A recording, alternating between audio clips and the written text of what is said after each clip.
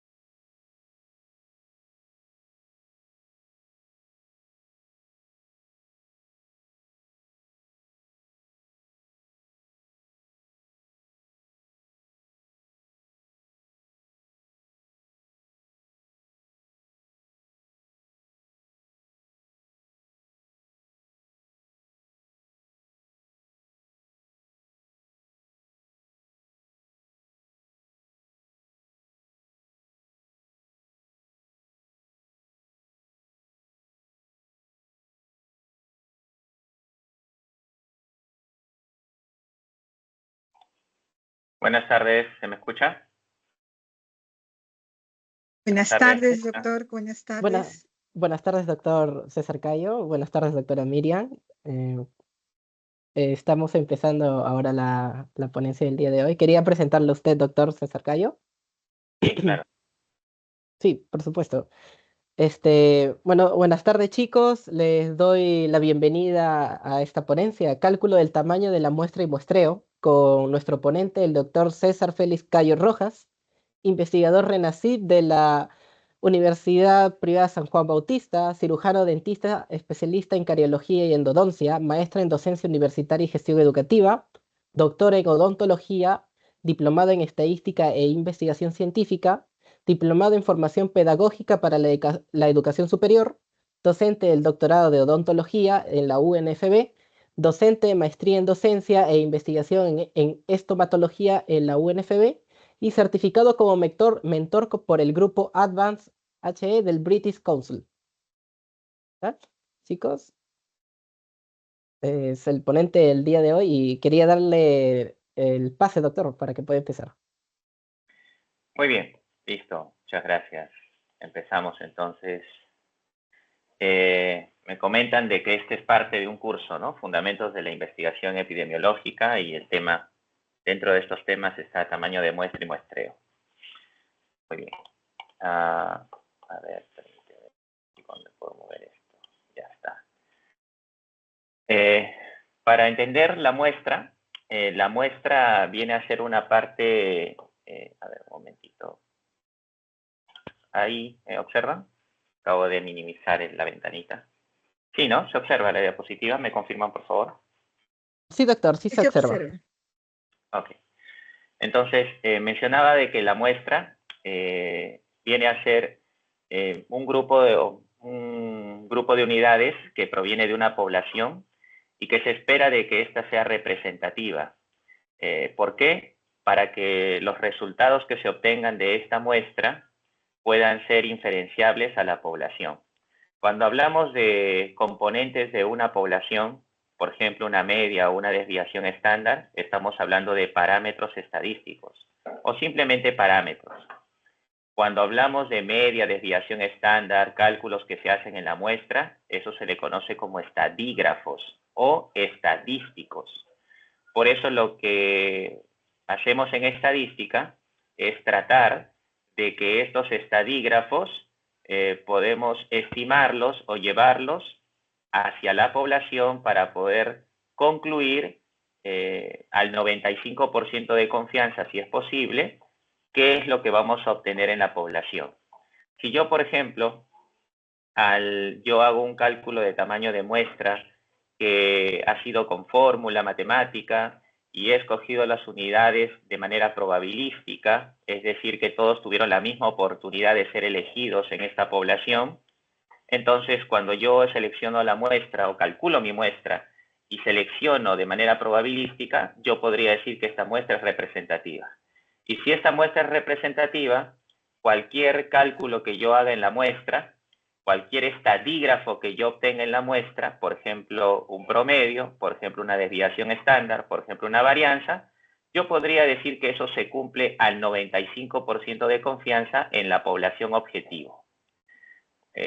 La muestra tiene que ser representativa porque, por ejemplo, si la población es un queque grande, una torta grande, si yo solamente le diera un pellizquito, un pedacito a ese queque o torta y yo probaría, no podría asegurar de que el queque está rico, está bien elaborado, está bien hecho. Sin embargo, si yo selecciono una tajada considerable, tampoco exagerada como decir la mitad del queque, sino una buena tajada, entonces podré dar mi opinión de cómo está el queque, qué características tiene y si está bien elaborado. Ahora, la pregunta es, alguien dirá, bueno, pero ese pellizquito, ¿cuán grande o chiquito debe ser? O la tajada, ¿cuán grande o chiquito debe ser para decir que es representativo y poder dar mi conclusión de que el queque está rico?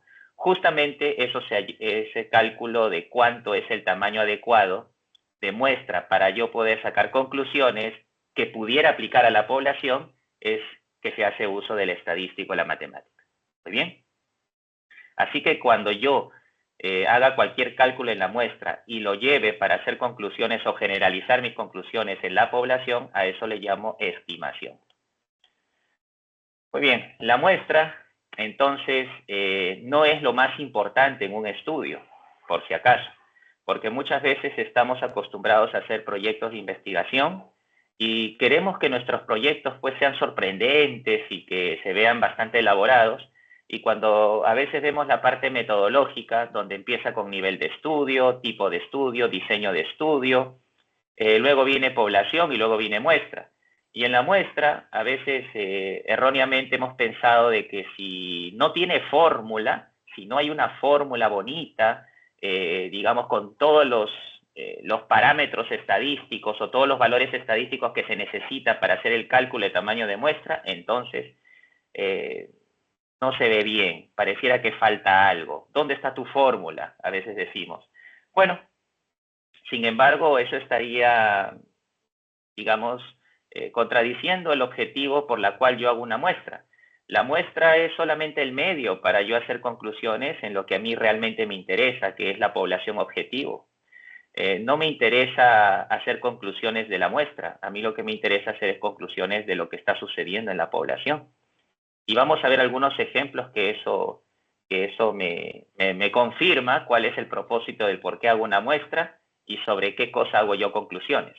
Por ejemplo, acá dice, si yo quiero conocer el valor de colesterol o triglicéridos plasmáticos, o por ejemplo el hematocrito o el nivel de hemoglobina en una persona, lo más probable es que yo voy a obtener 5 centímetros cúbicos de sangre. Luego de analizar, el tecnólogo médico o el técnico analiza estos 5 centímetros cúbicos de sangre y descubre pues cuánto es tu nivel de colesterol, tu nivel de triglicéridos, tu nivel de hemoglobina, tu hematocrito, y listo. Pero lo que hace el tecnólogo no es dar conclusiones de la muestra. Nunca dice, bueno, en sus 5 centímetros cúbicos hemos encontrado 300 de colesterol y 180 de triglicéridos. No, no. Dice, no. Entonces el médico revisa eso y dice, ah, efectivamente el paciente tiene 300 de colesterol y 180 de triglicéridos. Entonces, siempre las conclusiones se hacen en la población, que para este ejemplo, esos 5 centímetros cúbicos de sangre solo es la muestra, una muestra representativa ya estudiada, analizada y que dice que ese es el promedio exacto para hacer una buena muestra, y la población sería toda la sangre, ¿verdad? Y si es que no hemos podido sacar toda la sangre para saber exactamente cuánto tiene de colesterol y triglicéridos en toda la sangre, es porque es inaccesible y porque sacar toda la sangre pues, mataría al paciente. Entonces, como medio para yo poder concluir lo que ocurre en esa población completa de sangre es que yo saco una muestra. Pero recuerden de que mi objetivo principal no fue saber cuánto hay en ese 5 centímetros cúbicos de sangre, sino cuánto tiene el paciente en cuanto a colesterol y triglicéridos. Así que si ustedes trabajan con una población, porque algunos estudiantes deciden trabajar con toda la población de estudio, y, por ejemplo, más o menos para ahí, perdón, más o menos para ir ya atacando con ejemplos, si ustedes desearían encontrar la prevalencia de repente de trastornos temporomandibulares que hay en la población de estudiantes de medicina de los 7 años académicos que tiene la Universidad Villarreal, entonces lo que ustedes harían es de repente incluir a toda la población. ¿Por qué? Porque yo tengo acceso, doctor. Todos los que vamos a participar en esta investigación tenemos acceso para poder hacer evaluar el trastorno temporomandibular de todos los estudiantes de primer año, segundo año, tercero, cuarto, quinto, sexto de internado. Pero alguien dirá, sí, pero doctor, pero llegar a todos ellos son como 1.200 alumnos. Entonces, me parece que es demasiado grande, es demasiado trabajoso. Entonces, mejor calculamos un tamaño de muestra y lo estratificamos por cada año, ¿no? Donde hay más, cogemos más muestras, donde hay menos, cogemos menos muestras. Y así de repente nos sale que la cantidad de muestras es 310 y ya no estamos encuestando a 1.200. Y al final, lo que ocurre en estos 310 va a ser aplicable a los 1.200 al 95% de confianza porque he calculado una muestra matemática y estadísticamente bien. Bien. Sin embargo, si ustedes decidieran no trabajar con muestra y trabajar con toda la población, respetando los criterios de inclusión y exclusión, sería mucho mejor, porque cuando las unidades de estudio que yo involucro en mi análisis, en mi investigación, se aproxima al número de la población, tiene menor probabilidad de sesgo. Por eso es que siempre va a ser mejor trabajar con toda la población que trabajar con muestras. Así que no se sientan vulnerables cuando ustedes coloquen en su metodología párrafos como esto. No se requirió un cálculo de tamaño de muestra porque se decidió incluir a todas las unidades de estudio de la población objetivo, respetando los criterios de inclusión y exclusión. Listo. Eso es mejor, porque las conclusiones que tú obtengas va a ser, digamos, más exactas a la realidad. Va a tener menos sesgo, menos probabilidad de sesgo. Bien, pero lógicamente que hay, digamos, poblaciones que son desconocidas en tamaño y que no es posible estudiar a toda la población. Nunca debe ser, digamos, nunca debe estar dentro de la toma de decisiones el hacer muestra porque no quiero trabajar mucho encuestando a tantos en la población. Jamás debe ser eso un factor para una toma de decisión. No, mejor trabajamos con 310 estudiantes de medicina que con los 1.200. Pero si ustedes tienen acceso a los 1.200, les va a tomar más tiempo. De repente tengan que involucrar a más investigadores para que les ayuden. Sería eso mucho mejor que estar pensando en la facilidad de encuestar o acabar rápido un trabajo. Bien. Por ejemplo, aquí este es un criterio que nos ayuda a nosotros a determinar que es necesario un cálculo de muestra. Por ejemplo, cuando la población es desconocida en tamaño. En este primer caso se carece de un marco muestral. ¿Qué cosa es un marco muestral?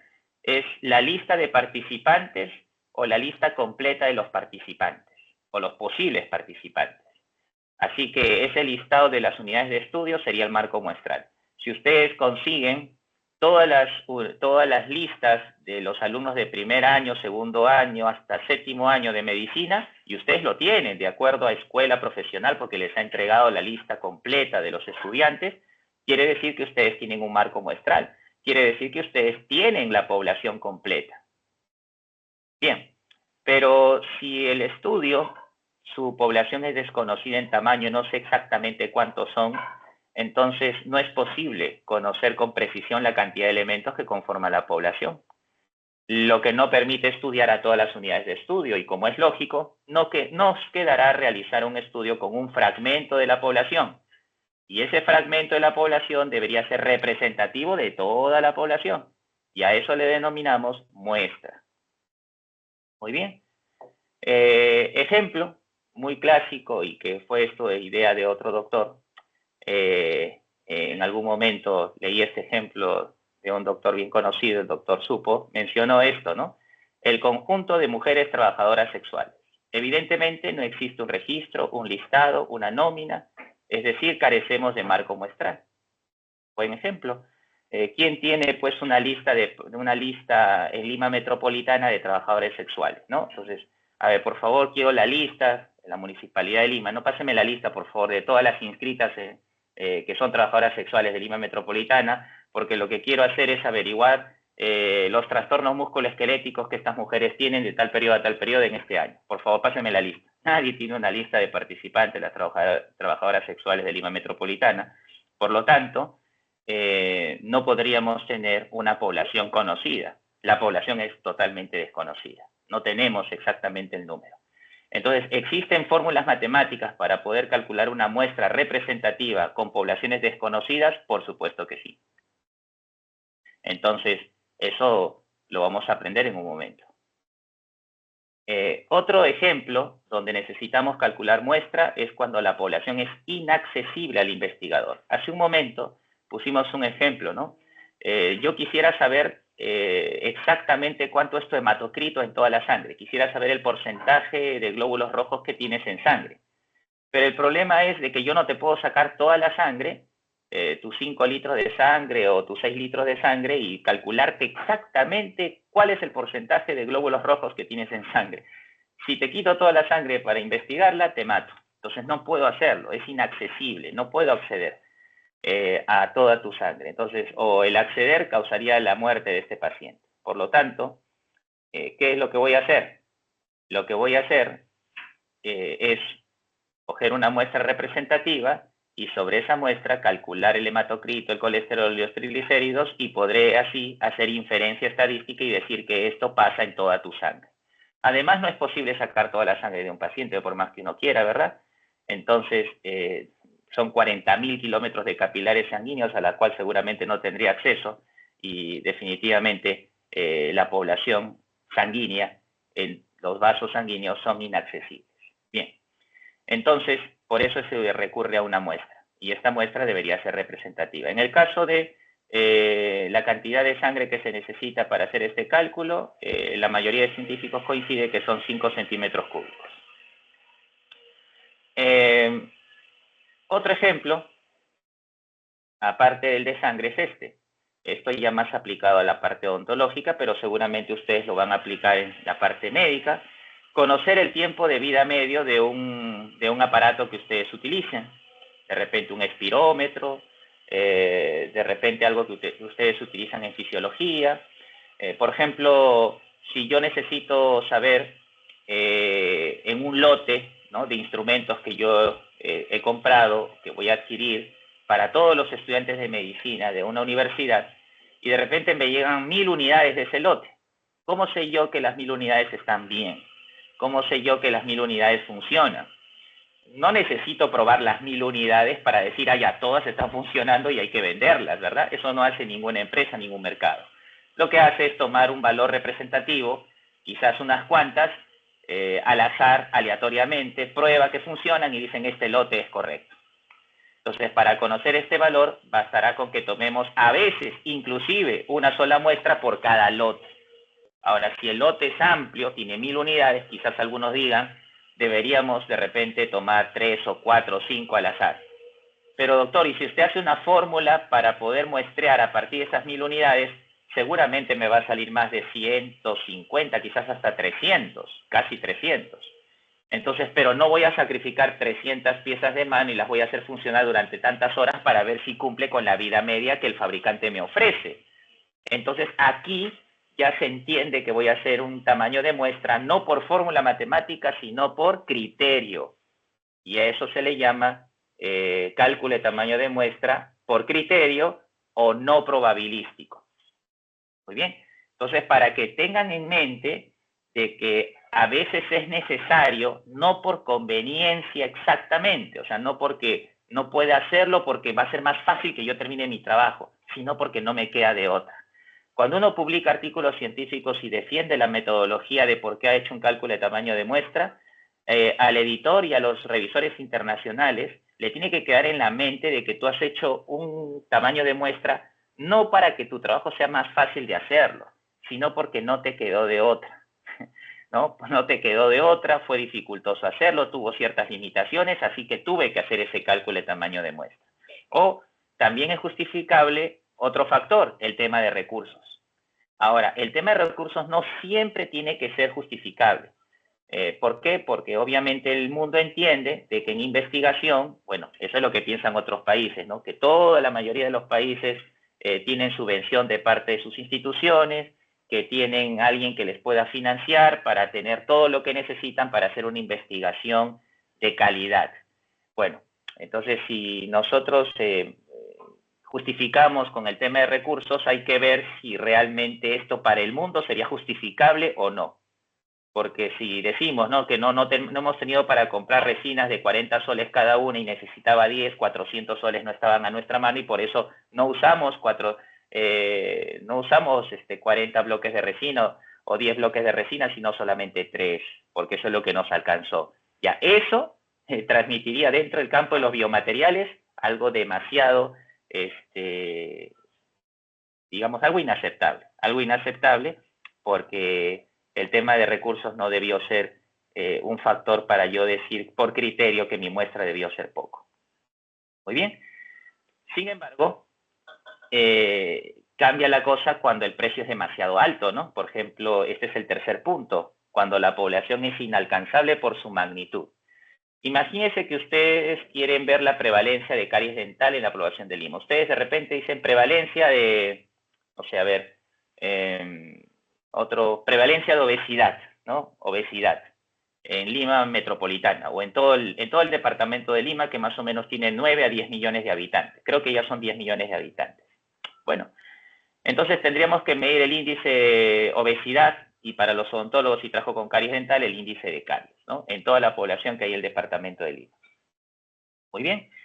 Ahora, pregunta, si de repente, en el caso de un odontólogo, por ejemplo, que está evaluando la prevalencia de caries dental, y dice él, pero mejor sería que yo tenga exactamente la cantidad de los 10 millones de habitantes de Lima, ¿cuántos de ellos tienen caries dental? Porque la prevalencia son los casos enfermos sobre los casos totales en un tiempo determinado.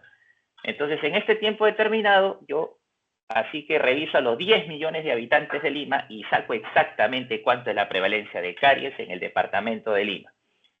Imagínense que fueran 9 millones de pobladores y el costo por persona, comprando mi mascarilla, mis guantes, mi bajalenguas y todo, fuera 2 soles. 2 soles por habitante. Imagínate si yo voy a revisar la boquita de 9 millones de pobladores, entonces gastaría 18 millones de soles. Entonces eso sí es inaceptable al bolsillo, demasiados recursos y además no solo los recursos, ¿no?, de 18 millones de soles, sino que también el tema de que si se podrá encuestar a los 10 millones o 9 millones de personas. O sea, eso va a ser bastante difícil de acceder a todos ellos. Entonces, cuando la población es inalcanzable por su magnitud, ahí podemos hacer un cálculo de tamaño de muestra, porque evidentemente esta población es muy grande. Claro que alguien podría decir, doctor, pero existe pues estudios de tipo censal. Bueno, si hacemos estudios de tipo censal, trabajamos con toda la población y tenemos, se supone, todos los recursos para hacerlo, que son millones de millones. Bueno, ahí no vamos a hacer cálculo de tamaño de muestra, ¿verdad? Porque hemos trabajado con la población y obviamente eso será mejor. Quizá uno dice, ¿cuál es el problema de trabajar con una población tan grande, ¿no? Tan grande, digamos, hasta inalcanzable por su magnitud? Miren este punto. Quizá para cuando termines de revisar la boquita de 9 millones de personas de Lima, tu estudio ya de repente ya no es relevante. Como vas a demorarte quizás 2 o 3 o 4 años en terminar ese estudio, quizás para ese tiempo ya no es relevante y tú lo necesitas calcularlo para este mes. Entonces, definitivamente, necesitamos pues hacer un cálculo de tamaño de muestra, como cuando queríamos evaluar la prevalencia de COVID-19 y si vamos a hacerlo pues en los 9 millones de habitantes de Lima, hubiéramos acabado desde el 2020 a recién ahora, si es que fueran pocos investigadores con poco y nos han dado todo el presupuesto del mundo para hacerlo, bueno, evaluar a 10 millones de habitantes quizás nos hubiera tomado 2 o 3 años, cuando ya no importaría en ese periodo de tiempo saber cuánto es la prevalencia de COVID-19 en Lima, ¿verdad? Así que hay momentos en que se necesita rápido, velocidad, en poco tiempo saber cuánto es la prevalencia y para eso no podemos encuestar a toda la población porque es muy grande. Necesitamos un tamaño de muestra. Muy bien. Otro, si realizamos un estudio de preferencias electorales y deseamos estudiar a toda la población para saber la intención de voto, incluso si contáramos con todos los recursos necesarios, con toda la plata del mundo para poder encuestar a toda la población, esto nos va a tomar tiempo, y hasta eso ya las elecciones llegan, vencieron las elecciones y ya no tiene necesidad uno de seguir encuestando. ¿Se dan cuenta? Entonces uno requiere velocidad para poder saber la prevalencia de algo o la frecuencia que está ocurriendo sobre un evento. Lo necesito rápido porque el estudio así lo requiere. Entonces necesito hacer un tamaño de muestra. No puedo hacerlo en toda la población. Muy bien. Así que, ya que tanto hemos hablado de la población es el conjunto de datos de todas las unidades de estudio, sujetos, subobjetos. A veces ustedes van a encontrar en los papers de que se habla de población de estudio y población objetivo. Es que yo puedo tener 1.200 estudiantes de medicina a quien me interesa encuestar, o de repente voy a usar un instrumento autoinformado, es decir, de que ellos mismos me van a informar marcando mediante un cuestionario si tienen trastornos temporomandibulares, cosa que sí existe. Y bueno, si yo quiero encuestar a los 1.200, pero resulta que de acuerdo a mis criterios de inclusión y exclusión, no puedo yo, aunque me interesa saber todos los trastornos temporomandibulares que tienen o la prevalencia de trastornos temporomandibulares que tienen los estudiantes de medicina de Villarreal, sin embargo, existen estudiantes que provocarían sesgos o errores si es que yo los encuesto o si es que yo les hago este estudio mediante cuestionarios autoinformados. ¿Por qué? Porque resulta que de repente sufren de migraña o han tenido un golpe a nivel del macetero o han tenido algún tipo de trastorno, ¿no? A nivel bucal, y que hace de que esto pareciera que fuera un trastorno temporomandibular, o tiene de repente una enfermedad de tipo sistémica que tiene que ver pues con afectación de los músculos, y eso como que provoca ciertas conclusiones erróneas respecto a los trastornos temporomandibulares. Mejor los retiro. Entonces, y si yo los retiro, lo estoy haciendo para provocar menos errores en mis conclusiones cuando yo pregunte o pase mi encuesta autoinformada respecto a los trastornos temporomandibulares en los 1.200 estudiantes de medicina. Así que la población de estudio, mi interés fue por los 1.200 estudiantes de medicina, pero de acuerdo a mis criterios de inclusión y exclusión, me quedé solamente con 1.150. Entonces, como los 1.150 fueron los que finalmente quedaron, ¿no? Para yo poder encuestar a cada uno de ellos y que ellos me entreguen información sobre trastornos temporomandibulares, entonces todas las conclusiones que yo obtenga de mi estadística va a aplicar no a los 1.200, sino a los 1.150 que estuvieron incluidos finalmente en mi estudio. Y a ellos se le llama población objetivo, porque mi objetivo de estudio será sobre los que yo pude encuestar, sobre los que estuvieron seleccionados en mi estudio, no sobre aquellos que quedaron fuera, porque no puede ser que mis conclusiones se apliquen a ellos porque ellos tenían cosas que me inducían a error. Entonces, esa es la diferencia entre población objetivo y población de estudio. Se escucha, ¿verdad? Claro, ahí está entrecortándose. A ver, Sí, sí, muy claro, doctor. Sí se escucha, okay. doctor. Ok, muy bien, listo. No vaya a ser que esté hablando y no me esté escuchando. Inmediatamente, si no escuchan, me interrumpen, por favor. Bien. Y sí saben si estoy hablando porque prendió mi cámara. Bien, entonces el marco muestral, para repetir y reforzar este concepto, el marco muestral es el listado de las unidades de estudio, ¿no? De sujetos u objetos. Porque una unidad de estudio puede ser una persona, pero una unidad de estudio también podrían ser, por ejemplo, bloques de algún biomaterial que estoy yo probando sus propiedades mecánicas. Entonces, si es un biomaterial como una resina compuesta o como un biopolímero, entonces cada una de estas unidades son las unidades de estudio. El conjunto formará pues la muestra necesaria que yo necesito para poder hacer conclusiones aplicables a ese tipo de biomaterial. Muy bien. Entonces, necesito, para yo decir que voy a hacer un voy a obtener una muestra representativa de la población, un fragmento de la población llamado muestra, y esta muestra va a ser representativa de la población, necesito un marco muestral. Si no tengo un marco muestral, entonces haré técnicas que me permitan a mí obtener una muestra representativa de esa población. Ya hemos dicho, cuando hay marco muestral se dice que es población conocida. Cuando no hay marco muestral, población desconocida. ¿Qué es el marco muestral? Una lista de participantes, para decirlo en términos sencillos. Contar con la lista de las unidades de estudio. En estudios exploratorios y descriptivos, si ustedes recordarán, seguramente lo han hecho en otra clase, en otra ponencia, según Bunge dice pues que hay dos niveles de estudio, ¿no? Nivel básico y nivel aplicado. Otros libros dicen, sí, pero en el nivel básico hay 5 niveles, ¿no? El nivel exploratorio, el nivel descriptivo, el nivel relacional, el nivel explicativo y el nivel predictivo. Y el último es el nivel aplicativo, 6 niveles. Entonces, en el primer nivel, que es el nivel exploratorio, ahí están los trabajos con enfoque cualitativo. Con enfoque cualitativo. Es decir, de que no voy a usar la estadística, ¿verdad?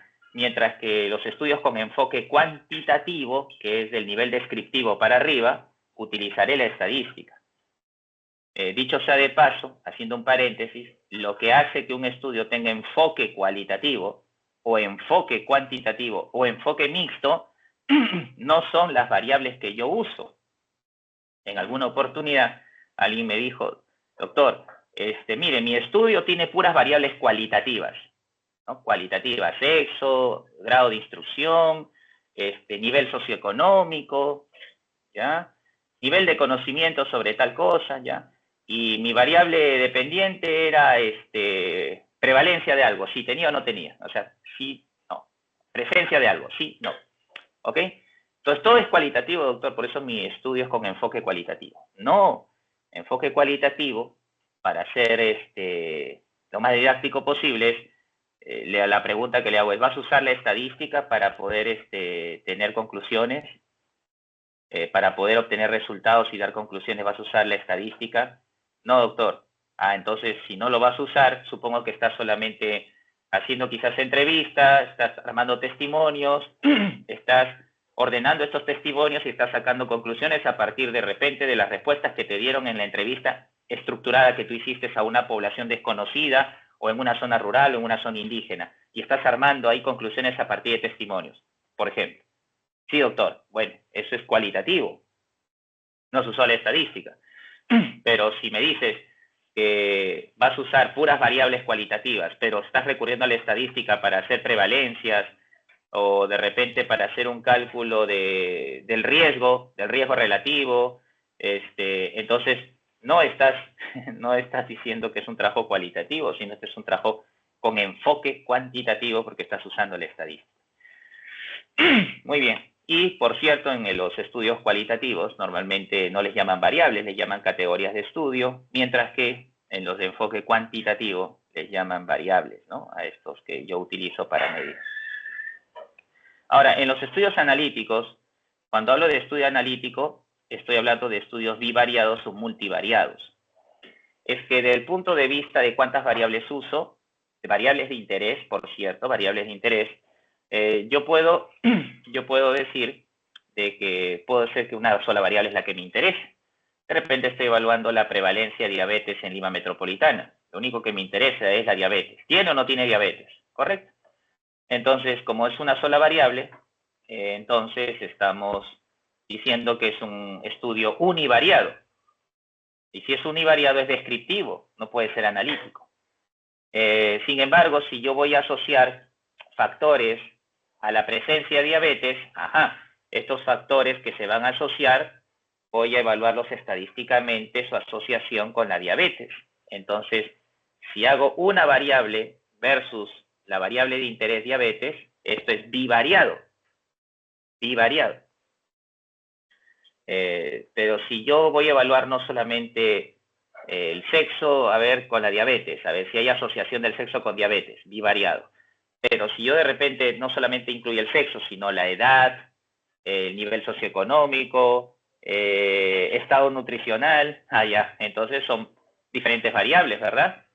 Depende. Si estadísticamente tú evalúas A con diabetes, B con diabetes, C con diabetes, D con diabetes, eso es bivariado, bivariado, bivariado y bivariado. Es bivariado. A pesar que tengas acá bastantes variables. Pero si tú utilizas una herramienta estadística que te junta el ABCD y al mismo tiempo se asocia con diabetes para evaluar cuál de estos cuatro es más fuerte o más débil, ahí sí estás haciendo un análisis multivariado. Entonces, sea que hagas bivariado, bivariado o multivariado, es estudio analítico, porque estás analizando ahí, en este caso de 2 a más variables. Bien, cuando uno hace un estudio analítico, ¿por qué mencionamos en este tema? Porque en estudios analíticos no importa precisar el año, muchas veces el año, o precisar dónde fue. Si yo encuentro asociación entre el cigarro y la fibrosis pulmonar, si yo demuestro, por ejemplo, que los que consumen cigarro tienen 9 veces más probabilidad de desarrollar fibrosis pulmonar, solo por citar un ejemplo, no importa si eso fue en el 2020, en el 2021, 2010, 2005, y si fue en Lima Metropolitana o en Arequipa o en Loreto, porque si el cigarro se asocia a la fibrosis pulmonar, eso va a ser aquí o en la China. Entonces, es muy probable que se dé en todos lados, ¿no? Si esto provoca, si A provoca un efecto en B, esto quizás se dé en otros lugares. Ahora, si en caso no se dé en un lugar, debe haber un factor interviniente y para eso sería bueno evaluar con análisis multivariados. Si tu estudio trata de probar de que de repente hay un factor que existe en esa región que hace que A no siempre provoque B, entonces tendrás que probar ello, tendrás que decir a una manera lógica, razonable, con teorías que te respalden de por qué ese factor hace que A no provoque B. Y ahí sí sería importante que en ese estudio analítico sí digas dónde lo vas a desarrollar. Porque tu estudio gira en torno a que en ese lugar hay un factor que hace que A no provoque B. Pero si no es eso el tema de tu estudio, y ya se provoca B, que la obesidad puede provocar diabetes, no interesa en dónde lo estés haciendo, o no interesa en qué año lo has hecho. Me refiero a ponerlo en el título, porque a veces queremos colocar, ¿no? Factores, obesidad asociada a diabetes mellitus tipo 2 en una población limeña. Listo. Pero a veces queremos decir, ¿no? En una población limeña del distrito de San Juan del Lurigancho en el 2024.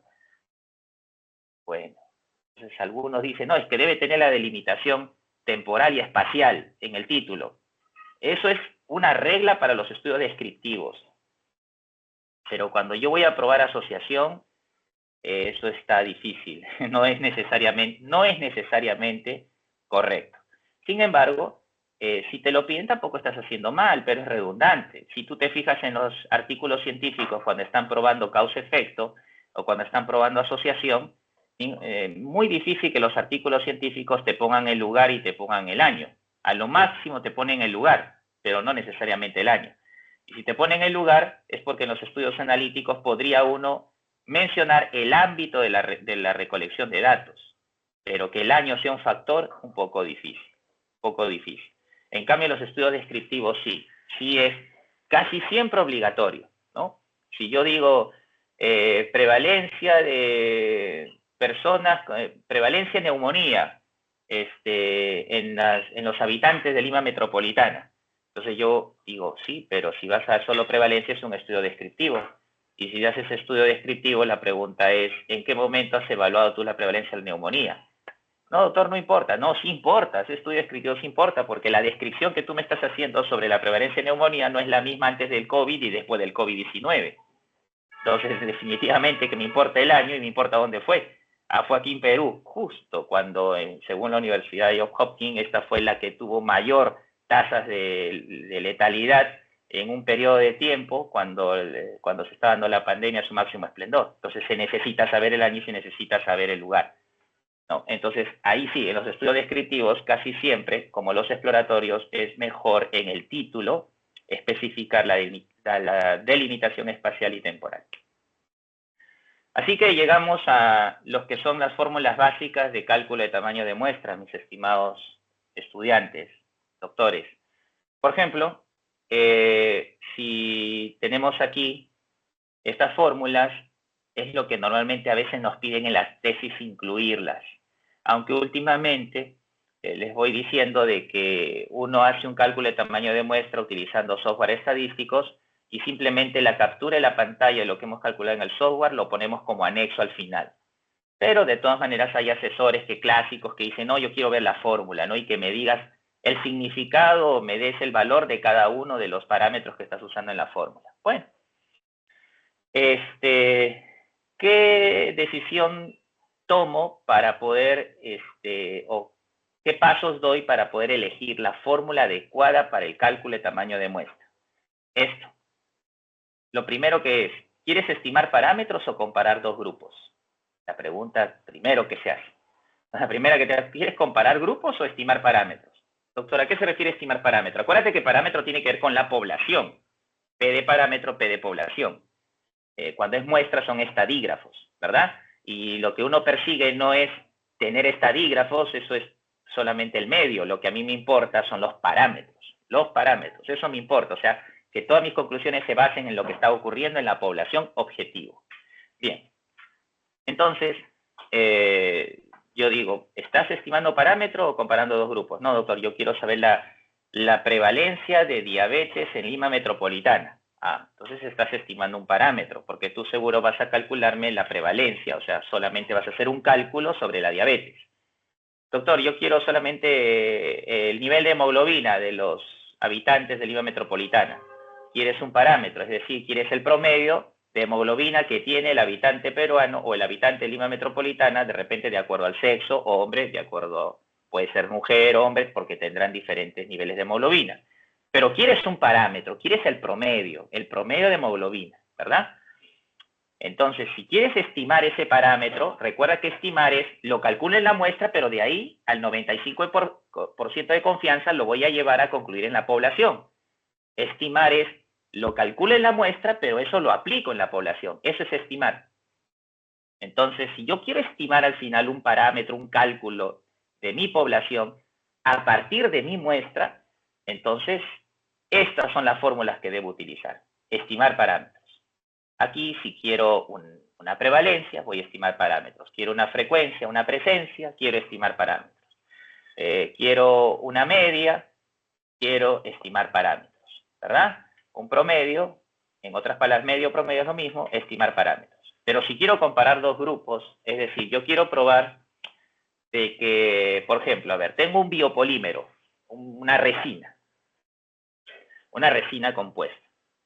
Y yo quiero probar si esta resina que estoy utilizando para temas terapéuticos o temas odontológicos, si yo quiero que esta resina compuesta, quiero probar si esta marca A, es mejor que la marca B, o sea, ¿quién resiste mejor la compresión? ¿Quién tiene mejor resistencia flexural? Ese es un valor. ¿Quién tiene mejor resistencia a la compresión? Esa es otra cosa. ¿Quién tiene mejor resistencia a la microdureza superficial? Esa es otra cosa. ¿Pero qué vas a comparar? Supongamos que quiero comparar resistencia a la compresión, ¿ya? Si solo vas a calcular la resistencia a la compresión de un grupo de resinas, estás estimando un parámetro. Estás estimando un parámetro porque solo te interesa saber en un grupo, una población de resinas, entre comillas, yo quiero saber cuánta muestra necesito para decir cuán fuerte es o cuál es el promedio de resistencia a la compresión de esa resina, ¿no? Quiero saber la resistencia a la compresión de esa resina. Entonces solo estás estimando un parámetro. Pero si yo digo, no, yo voy a comparar si la resistencia a la compresión de la resina A es superior, igual o inferior a la resina B. Ah, ya. Esa comparación de grupos va por acá. Va por acá. Y un truco facilito es que cuando tú comparas, entonces tienes que incluir el valor beta. Si te das cuenta, la fórmula siempre tiene beta. ¿Ves? Acá hay beta, pero acá nunca hay beta. Entonces, cuando yo vea fórmulas beta, es porque estoy comparando grupos. Si es que no veo el valor beta, solo veo alfa, alfa, alfa, alfa, alfa, entonces estoy estimando parámetros. Por cierto, el alfa no solamente está en parámetros, también está en comparar grupos. Por eso digo, lo que marca la diferencia acá es el valor beta. El valor beta. Aquí veo beta, aquí no. El alfa lo veo en todo. ¿Y qué cosa es el alfa y el beta? Alfa es el nivel de significancia estadística, que normalmente es 0.05. Y significancia estadística, ustedes lo conocen también cuando hacen cálculos estadísticos, lo conocen como el p-valor. P-valor. Y ese p-valor seguramente han escuchado que se espera que sea menor o igual a 0.05. ¿Y qué significa p-valor? P es probabilidad de error. Espero equivocarme, espero tener un error máximo de 5%. Si tengo de 5% abajo de probabilidad de error, es aceptable en medicina, ¿verdad? Entonces, ese nivel de significancia estadística alfa es 0.05 o 5%. El beta es el poder estadístico. El poder estadístico o la potencia estadística. La potencia estadística me dice que yo puedo, normalmente la potencia estadística es 20%, o sea, el error beta es 20%, pero el 1 menos beta es la potencia estadística. Repito, el valor de beta normalmente se trabaja, si es solito, es el error beta, pero si hago 1 menos beta es la potencia estadística. A ver, ¿y qué significa esto?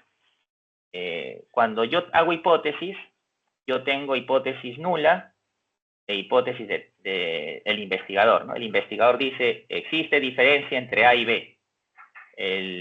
La hipótesis nula, no existe diferencia entre A y B. Ok. Todas las decisiones se basan estadísticamente sobre la hipótesis nula, si las rechazo o no las rechazo. Así que si rechazo la hipótesis nula, estoy aceptando, entre comillas, la hipótesis del investigador, ¿verdad? Y eso es lo que yo quisiera. Quisiera probar mi punto. Quisiera rechazar la hipótesis nula y, por lo tanto, aceptar la hipótesis del investigador. Ya, pregunta, ¿cuál es la probabilidad de que yo rechace la hipótesis nula siendo esta falsa? Qué bueno, ¿no? Rechazarla cuando esta es falsa, qué bueno rechazar la hipótesis nula. Ya, esa es la potencia estadística, ¿no? ¿Cuál es el porcentaje? Y normalmente uno le da un porcentaje de 80%, ¿no? Entonces, 1 menos beta ya sé de memoria que es 80% y el alfa 0.05 o 5%, ¿no? Esos son los valores normales que se trabajan, ¿no? Otros, el poder estadístico lo elevan hasta 90, hasta 95%, ya es decisión del investigador. Muy bien. Ahora, doctor, pero usted habló que P es probabilidad de error. Sí, pero cuando estamos hablando de comparaciones estadísticas. Pero aquí en las fórmulas, el P es la proporción. Entonces, por ejemplo, ya hemos aprendido que estimar parámetros siempre tiene el alfa y comparar grupos también tiene el alfa también, pero aparte del alfa tiene el beta, el valor beta. Ya, eso me ayudaría a descartar. Ahora, si miramos por este lado, esto puede ser con categoría finita infinita. ¿Qué quiere decir? Ya. Si yo tengo una variable cualitativa o categórica, esto puede ser cualitativa, entonces, y esta es una variable cuantitativa. Entonces ahí es fácil.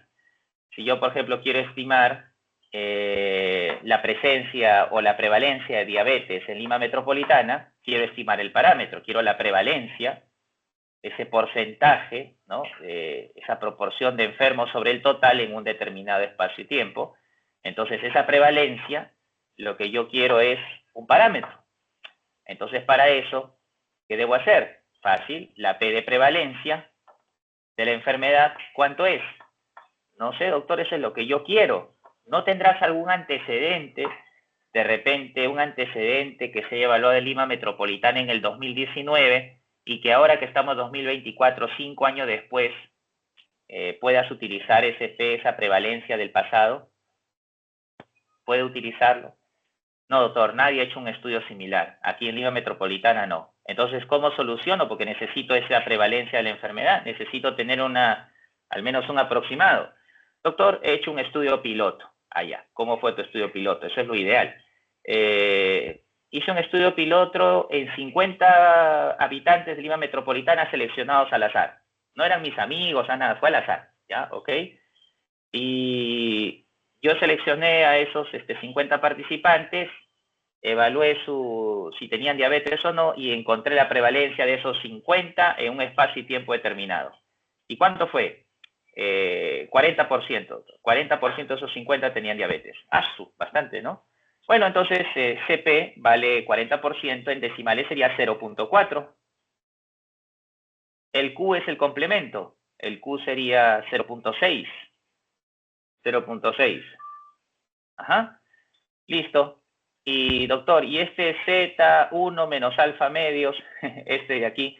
Esto es un cálculo estándar.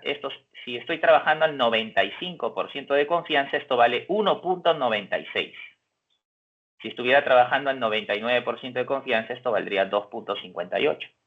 Dependiendo de qué porcentaje de confianza yo trabaje, tiene su coeficiente, su valor, que lo puedes hacer hasta en Excel, lo puedes calcular, pero normalmente trabajamos con 1.96. 1.96, que es el valor de ese cálculo Z del 1 menos alfa medios. Así hay que hacer a 1.96 al cuadrado, multiplicado por la prevalencia de mi estudio piloto, que fue 0.4, y el Q complemento de 1, que es 0.6, ¿verdad? Esto siempre debe sumar 1. N, si es población finita, claro, está muy bien, el N, pero estamos en Lima Metropolitana, doctor, no sé exactamente cuántos son. No tengo la lista de participantes de toda la cantidad de habitantes, no tengo el último censo realizado en este espacio y tiempo en Lima Metropolitana. Lo tengo de hace años, pero no de este espacio y tiempo. Entonces, ¿te convendría utilizar entonces con población finita? Mejor es considéralo infinita o desconocida. Entonces aplicarás esto cuando la población es desconocida o infinita, entre comillas, infinita entre comillas. Mejor es decir desconocido. Entonces sería esta fórmula, doctor. P 0.4, me dijo usted, Q 0.6, este Z1 menos alfa medios vale 1.96, lo elevo al cuadrado, sobre D. ¿Qué cosa es D aquí? Aquí está, miren, es la precisión. Algunos le ponen la letra E, que es el error también, error de precisión. Entonces ese error es estándar, trabajamos a un error del 5%, así que es 0.05. Así que 0.05 al cuadrado. Si ustedes hicieran una práctica ahorita y trabajarían con 1.96 al cuadrado, lo multiplicarían por 0.4, la prevalencia, por 0.6 y dividen entre 0.05 al cuadrado, ahí tendrían un tamaño de muestra. Si es que mi estudio piloto me hubiera arrojado, en este estudio piloto de 50 participantes al azar que seleccioné de Lima Metropolitana, me salió que el 40% de ellos tenía diabetes. Entonces, con esa proporción o con esa prevalencia, seguramente me saldría mi tamaño de muestra. Doctor, pero si yo solo evalúo a los diabéticos, por ejemplo, que hay, no sé, pues en 5 centros geriátricos, ¿no? O en lugares así geriátricos donde hay adultos mayores, ¿ya? Tengo la lista de participantes completa de esos 5, ¿Cuántos son? En total suman 450. Bueno, entonces utilizo esto, porque la población es conocida. N mayúscula representa la población. 450 multiplicado por 1.96 elevado al cuadrado por, ahora el piloto no vas a poder aplicar ahí el azar, tiene que haber hecho el piloto de esos 5. Sí, doctor, de esos 5 escogí 10 de cada local, ¿no? 10 por 5, 50, ¿ya? Y me salió que la prevalencia es 20%. Ok, entonces el P vale 0.2, el Q sería 0.8, dividido entre D es el error, 0.05 al cuadrado, multiplicado por, me dijiste que eran en total 450, ¿verdad? Sí, 450 menos 1 sería 449, más el Z1 menos alfa medio, ya sabemos que esto vale 1.96 elevado al cuadrado, por P, me dijiste que es 0.2, 20% la prevalencia de tu piloto, por 0.8. Resuelves y no sé, supongamos que te salieron, a ver, de esos 450 te salió en total 150. Ya, doctor, me salió que mi muestra es 150. La primera pregunta como asesor que te haría es, ¿y por qué no trabajaste con los 450? No, doctor, mucha flojera, estar encuestando a todos. Ah, eso no es una excusa. Eso hace ya que tu trabajo ya tenga, ya esté tirando para abajo. Ya no es un buen trabajo, güey. Ya no es un buen trabajo. Pero si me dices, no, doctor, lo que pasa es que no todos los pacientes tienen disponibilidad, a pesar que están ahí en esos centros, no a todos le dan permiso para poder acceder al investigador, algunos tienen restricción de poder contactar con una persona desconocida, algunos familiares no aceptan que le hagan algún tipo de encuesta, pregunta o anamnesis a su protegido. Entonces, bueno, doctor, entonces tuvimos que hacer un tamaño de muestra. Bueno, ya, entonces 150. Ahora la pregunta es, ¿no? Y de esos 150, ¿cuánto escoges de cada centro? Dices, ah, doctor, voy a hacer como son 5, 150 entre 5, pues 30, 30, 30, 30 y 30. Bueno, y yo te diría, ¿todos 30? Sí, doctor. ¿Qué? Los números fueron casi iguales de población en todos los centros geriátricos. No, doctor, hay un centro geriátrico que tiene como 200 y el resto tiene 50, 40, 90 y así. No se supone que deberías mejor escoger donde hay más muestra y donde hay menos población, menos muestra, o sea, que sea proporcional, porque se nota que hay demasiada diferencia entre un centro y otro. Entonces, a eso se le llama ya, la forma de escoger es muestreo. La forma de escoger es muestreo. Cálculo de tamaño de muestras, dime cuántos son. Y el muestreo es a quiénes vas a elegir, ¿no? A quiénes vas a elegir para garantizar que vas a tener, pues, en este caso, para garantizar que vas a tener una muestra representativa. Muy bien. Entonces, doctor, cuando yo vea P y Q, me estoy hablando de una proporción, ¿no? O prevalencia, ¿verdad? Prevalencia es P y Q es el complemento. Por eso algunos libros, en vez de Q, ponen 1 menos P de frente. Sin embargo, cuando son variables cuantitativas, no trabajamos con prevalencias. Lo que trabajamos, o proporciones, ¿no? Lo que trabajamos son con, en este caso, el S al cuadrado. El S al cuadrado es la varianza. O si tú lo quieres decir de otra manera, la desviación estándar al cuadrado, ¿no? La desviación estándar al cuadrado. ¿Por qué? Porque la varianza es la desviación estándar al cuadrado. Entonces, a veces, ¿qué sucede? Doctor, yo tengo un artículo base. Usted hace rato habló de comparar la resistencia a la compresión de dos biopolímeros, ¿sí? Y resulta que yo tengo un artículo base donde han comparado esos dos en otro país, ¿ya? Con similares componentes, ¿ya? Y resulta de que la varianza aquí, o mejor dicho, no me han dado los datos de la varianza, doctor, me han dado la desviación estándar y la desviación estándar de acá. Pero tú puedes elevar al cuadrado y ya tienes la varianza de cada uno.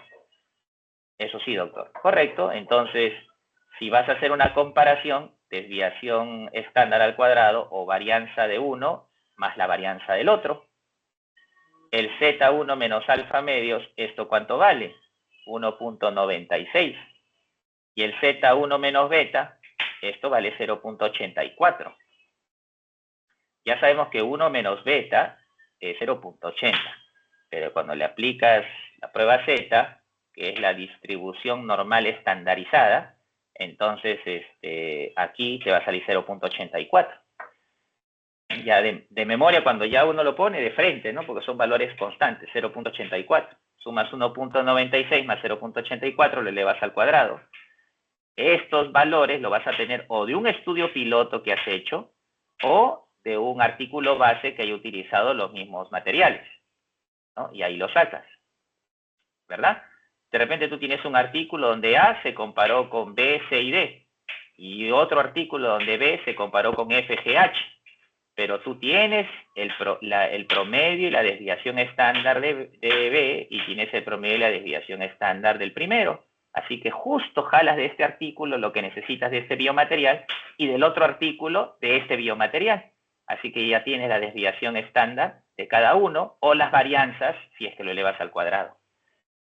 Pero algunos, ¿qué hacen? Yo les recomiendo siempre a mis asesorados hacer un estudio piloto, ¿no? Entonces, haz el mismo estudio pero a menor escala. Ya, doctor, ¿cómo lo hago? Como si estuvieras haciendo el estudio todo con todas las de la ley, de tu procedimiento metodológico. Porque si tú lo haces correctamente, siguiendo todo, ese piloto te puede servir para el tamaño de muestra final. Por ejemplo, si vas a comparar dos biopolímeros, coges 5 de acá y 5 de acá. Y me dicen alguien, ¿por qué 5? En verdad, estadísticamente a partir de 3 ya te salen resultados aceptables, ¿no? Pero 5, para un piloto en estudios in vitro es aceptable porque todo está controlado. En cambio, en personas es de 30 a 50. Y eso hay un artículo que les puedo compartir después, donde se recomienda que en estudios pilotos epidemiológicos con personas sea de 30 a 50. Estadísticamente se recomienda que el piloto sea de 30 a 50. Pero en biomateriales, en estudios in vitro, donde todas las variables son controladas prácticamente, y por temas de recursos, es aceptable utilizar 5. Casi, bueno, siempre nos ha pasado que nos han aceptado esos pilotos de 5. Además, es solo un piloto, ¿no? Porque al final el piloto te ayuda a calcular la muestra, y esa muestra es la que, sobre esa muestra vas a trabajar tú al final y publicar tu investigación. Entonces, uso 5 de biopolímero A, 5 de biopolímero B, y le pongo resistencia a la compresión, y en base a esos 5 me sale su promedio y su desviación estándar. De los otros 5 también su promedio y desviación estándar, y esa desviación estándar al cuadrado la uso acá, la uso en la fórmula, ¿ve? La uso aquí, en la fórmula. Entonces ya tengo la varianza 1, varianza 2, o, repito, desviación estándar al cuadrado más la desviación estándar del segundo biopolímero al cuadrado. ¿Y esto, doctor, qué sería? Este es el promedio. Por eso es necesario sacar el promedio y la desviación estándar en tus pilotos cuando son variables cuantitativas, porque recuerden que solo las variables cuantitativas le puedes sacar promedio y le puedes sacar desviación estándar. Cuando son variables cualitativas, solo puedes trabajar con proporciones, prevalencias. Muy bien, así que tenemos acá el promedio 1 menos el promedio 2. Doctor, pero acá hay una resta, una diferencia de promedios, diferencia de medias. Sí, pero no importa si pones el menor primero o el mayor primero, porque la diferencia elevada al cuadrado se hace positivo. Eso lo aprendimos en teoría de exponentes en primer año o en la academia. Diferencias que provocan números negativos elevado al cuadrado siempre se hace positivo. Bien, ese si comparamos grupos, pero si estamos estimando una media, estamos estimando una media, no una proporción, proporción es arriba. Estamos en variables cuantitativas y voy a estimar una media, entonces necesito pues la media, la desviación estándar de eso al cuadrado, que está aquí, y ya no necesitaría el promedio, ¿no? Solo trabajo con la desviación estándar o la varianza. Igual aquí. ¿Eh? Igual aquí. Todo eso lo reemplaza. Este es con población conocida y este es con población desconocida, ¿no? Con población conocida o finita y este es con población desconocida. Todo esto para variables cuantitativas. Basta que tú veas desviación estándar o varianza en las fórmulas, estás con variables cuantitativas. Si solo ves PQ, PQ, PQ o solo P, que son proporciones, estás trabajando con variables cualitativas. Muy bien. Listo. Selección de muestra o muestreo. Ahora, ¿cómo lo escogemos? Existe muestreo no aleatorio y muestreo aleatorio. El no aleatorio es no probabilístico y aleatorio es probabilístico. Y en un muestreo aleatorio probabilístico, podemos decir que es el único camino que existe para garantizar que una muestra sea representativa. Porque imagínense, ¿no? Que usted ha calculado en una población infinita, muy grande, el tamaño de muestra le salió 385. Dicho sea de paso, si yo calculo, por ejemplo, una población desconocida, no sé cuánto sea, de repente, como no conozco el N, trabajo con esta fórmula para estimar una proporción. Pero, doctor, no hice piloto, ¿eh? No tengo el piloto para poner el P, no puedo hacer, el Q se calcula en base al P, así que no tengo piloto, doctor. No quise hacer piloto, ya, no quieres hacer piloto. ¿Tienes artículo base? Tampoco, doctor. Bueno, hay otro camino que no les he dicho, ¿no? Y que es el más fácil. ¿Cuál sería, doctor? Que pongas al P 0.5. Ojo, no 0.05, sino 0.5. ¿Por qué, doctor? Porque si tú le pones 0.5, te va a salir la muestra más grande posible. A ver, lo voy a decir lento esta partecita, porque puede sonar contradictorio. Cuando uno hace un cálculo de tamaño de muestra, lo que está haciendo es calcular el tamaño de muestra mínimo, ¿verdad? Por ejemplo, si acá mi muestra me sale 250, pregunta, ¿puedes trabajar con 249? No, porque la fórmula te ha pedido 250. Ok. Si la fórmula me salió 249.08, ¿cuánto será tu tamaño de muestra? ¿249 o 250? Doctor, si es 249.08, bueno, se redondea a 249, ¿no? Claro, matemáticamente se redondea así, pero ese .08 lo acabas de despreciar. Y la fórmula dice que debes trabajar como mínimo con 249.08. ¿Ves? Si en tu cabecita está que cuando calculas muestra, estás calculando el tamaño de muestra mínimo, entonces ya matemáticamente te está diciendo, necesitas 249.08. Entonces, por causa de este 0,8, mejor trabajo con 250. Por eso siempre se redondea para arriba, 250. Porque ese es el tamaño de muestra mínimo. Ya con 250 ya te aseguraste de estar dentro del tamaño de muestra mínimo. Pero de repente un compañero dice, no, mejor no hay que trabajar con 250, mejor con 320. ¿Así? ¿320? Sí, yo creo que nos ponemos esa meta. 320, ¿ok? ¿Estaría mal? Está bien. ¿Cuánto era la población? Eran 1000, doctor. En vez de trabajar con 250, mejor trabajamos con 320. Viene otro compañero y dice, no, mejor hay que trabajar con 500. ¿Cuánta es la población? 1000, doctor. Está bien, ¿no? O sea, cuando sea para arriba no hay problema. Alguien dice, mejor ¿por qué no trabajamos con 800? Entonces el asesor dice, mejor ¿por qué no trabajas con los 1000? ¿No? Entonces, ¿qué sería mejor? Trabajar con los 1000. Entonces, ya queda a criterio de uno, pero recuerda que el tamaño de muestra mínimo se debe respetar hasta en sus decimales. Y como no puedes escoger personas .08, entonces tienes que escoger 250 personas, ¿no? Si es 249.08, 250 personas. Ahora, ¿por qué le decía que puede sonar contradictorio? Porque si yo no quiero hacer piloto, no tengo artículo base, al P le pongo 0.5. ¿Por qué razón? Estoy diciendo que la prevalencia o la proporción es 50%. Estoy dándole 50-50.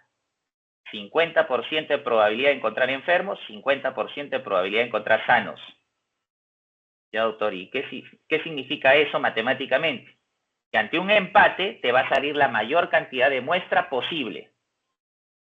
O sea, conviene hacer piloto, porque bien difícil que en un estudio piloto la prevalencia te salga 50%. Bien difícil. Generalmente te va a salir o más de 50 o menos de 50. Pero si te sale más de 50 o menos de 50, la muestra siempre va a ser menor. 50 es la cúspide, es como hacer una, a ver, acá, pluma. Es como hacer una campanita, ¿no? Y el 50 está acá, ¿no? La proporción de 0.5. Entonces, y acá empiezas con 0.1, 0.2, 0.3, 0.4, 0.5, 0.6, 0.7, 0.8, 0.9. O sea, doctor, si el P es 0.9 o el P es 0.1, o sea, si la prevalencia de enfermos es 10% o 90%, ¿me va a salir lo mismo? Sí, lo mismo. Porque claro, pues si P vale 0.1, Q valdría 0.9. Y si P valdría 0.9, Q valdría 0.1. Y el orden de los factores no altera el producto. Entonces, cuando más te acerques a los extremos, la muestra va a ser más chiquita. Pero cuando te acerques al centro, la muestra va a ser más grande. Por eso lo máximo, digamos, el máximo tamaño mínimo de muestra. Por eso les digo que puede sonar contradictorio. Necesito que se concentren. El máximo valor, ¿no? Para asegurar el mayor tamaño de muestra. El mayor tamaño de muestra mínimo posible. O sea, tamaño de muestra mínimo es todo un paquete, ¿no? Tamaño de muestra mínimo es lo que yo necesito como mínimo para poder asegurar mi estudio. Pero yo quiero que ese tamaño de muestra mínimo sea el máximo posible o el mayor posible. Entonces, no hagas piloto, no hagas nada, solo pon 0.5. ¿Te van a discutir? Nunca te van a discutir. Ningún revisor internacional te va a discutir, a menos que no sepa estadística. No te va a discutir, ¿por qué razón? Porque estás diciendo 50-50 y no estás diciendo porque estás afirmando que el 50% de la población tiene diabetes. Lo que estás haciendo es asegurar el tamaño mínimo de muestra en tu estudio.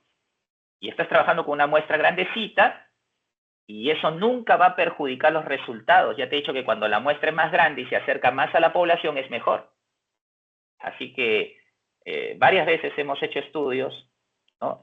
Donde hemos incluido el tamaño de muestra mínimo más alto, utilizando el 0.5. Y entre paréntesis colocamos para asegurar el mayor tamaño de muestra. Listo, ya no nos objetaban que por dónde está el piloto, cuál fue el artículo base que usaste.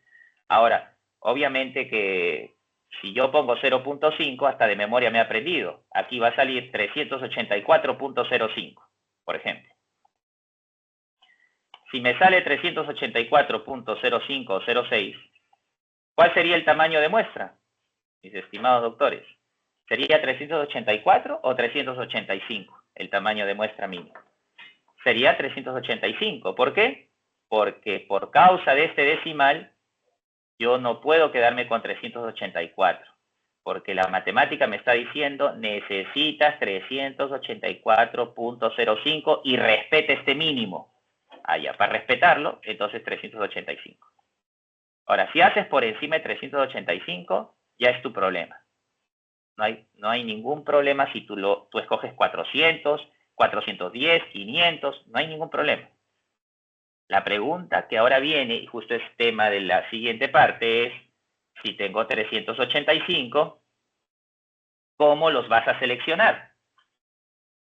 Bueno, doctor, resulta que si yo quiero encuestar a 385 estudiantes de medicina porque ya hice mi cálculo de tamaño de muestra y me salió 385, coincide que aquí los que estamos en el grupo de investigación, acá los de SOSENVI, ¿no? Así es, SOSENVI, ya, los de SOSENVI, estamos distribuidos entre quinto año, sexto año internados, ¿ya? Así que si sumamos esfuerzos los tres, ya llegamos a 385, ¿eh? Ya sin necesidad de estar preguntando a los de primer año, segundo año, tercer año, cuarto año, que son poco colaborativos, doctor. Ya, eso es un problema, porque tú estás escogiendo por conveniencia. Ahí ya malograste la parte probabilística de tu trabajo. Ibas bien, o sea, hiciste un cálculo de tamaño de muestra probabilístico, pero ¿qué sucedió? Que la forma como lo estás escogiendo ya no es probabilístico, es decir, el método que has escogido, tu método de muestreo, o tu técnica, mejor dicho, de muestreo, no es algo que garantice que todos los participantes de la Facultad de Medicina tuvieron la probabilidad de ser escogidos en tu estudio. No, la probabilidad que tuvieron de ser escogidos en tu estudio fueron tus amigos, tus conocidos, los que estaban cerca a ti. Y eso ya no asegura la representatividad de la muestra. Es como que tengo un queque y diga, voy a ver si el queque está rico. Ah, mira, acá hay más chocolatito. Acá se ve que hay una fresa encima, una fresita, o de repente una lonja de piña. Ya, esa parte quiero cortármela. ¿No? Esa parte voy a cortármela para decir si está rico el queque. Bueno, eso no fue probabilístico, eso fue a criterio tuyo, a conveniencia, ¿no? Pero si tú hubieras escogido cualquier parte al azar, a ver si tiene una piña, una guanábana, una fresa adentro, eso sí hubiera asegurado, si encontrabas fresa o fruta adentro, aseguraba que sí, efectivamente este queque está bien preparadito, bien distribuido todos sus componentes, porque yo escogí al azar y me tocó una fresa. No es que yo vi la fresa y escogí eso. Entonces, de la misma manera, si tú quieres asegurar que tu muestra sea probabilística, la forma de escogerlos, tu forma de muestrear, tu muestreo debe ser probabilístico. Y para ello tenemos métodos, técnicas. Por ejemplo, en muestreo aleatorio probabilístico tenemos el aleatorio simple, el aleatorio sistemático, el aleatorio estratificado y el muestreo por conglomerados. Cuando hablamos de muestreo aleatorio simple, estamos viendo, uno dice, si es simple debe ser más fácil. Sinceramente es más fácil, ¿no? El tema es que es difícil llevarlo a la práctica a veces. ¿Por qué, doctor? Porque el muestreo aleatorio simple es, para explicarlo de forma sencilla, como que tú tienes 1.200 alumnos de medicina. Hemos empezado con este ejemplo, ¿no? ¿Quieres 385? Sí, doctor. Ok. y tú quieres seleccionar 385, pero que sea al azar, aleatorio, no los que te convienen, no los que son tus amigos, los que están más cerca a ti.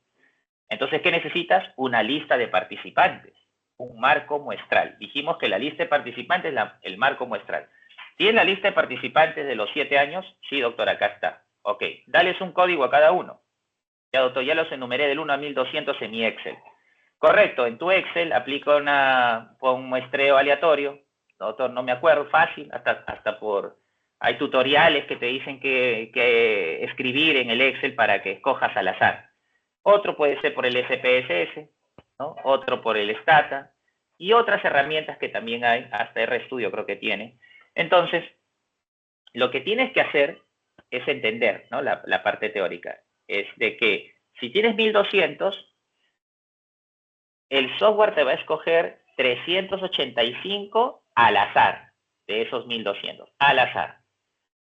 Es como que tú tuvieras una ánfora con 1200 papelitos, le das vuelta, vuelta, vuelta, vuelta, sacas un papelito. Y el seleccionado es el participante 3. ¿Cómo se apellida el participante 3? Ah, ya, Castro Rojas, muy bien seleccionada. Otra vez otra vueltita, muy bien. Número 8, Cayo Rojas, perfecto, ya. Otro, Ladera Castañeda, otro, ya van 3, ¿ah? Y así hasta completar tus 385. Es un muestreo aleatorio simple, como que un sorteo. Pero a alguien se le ocurrió, doctor, pero cuando usted escogió primero a Castro Rojas, habían 1200 papeles, ¿verdad? Sí. Pero usted sacó a Castro Rojas, Castro Rojas ha tenido la probabilidad de 1 entre 1200. Sí. Pero cuando sacó al segundo participante, salió Cayo Rojas. Pero Cayo Rojas ya no es 1 entre 1200, doctor. Es 1 entre 1199. ¿Por qué? Porque usted sacó a Castro Rojas y no la volvió a meter al ánfora, ¿verdad? Su papelito, la separó un costadito.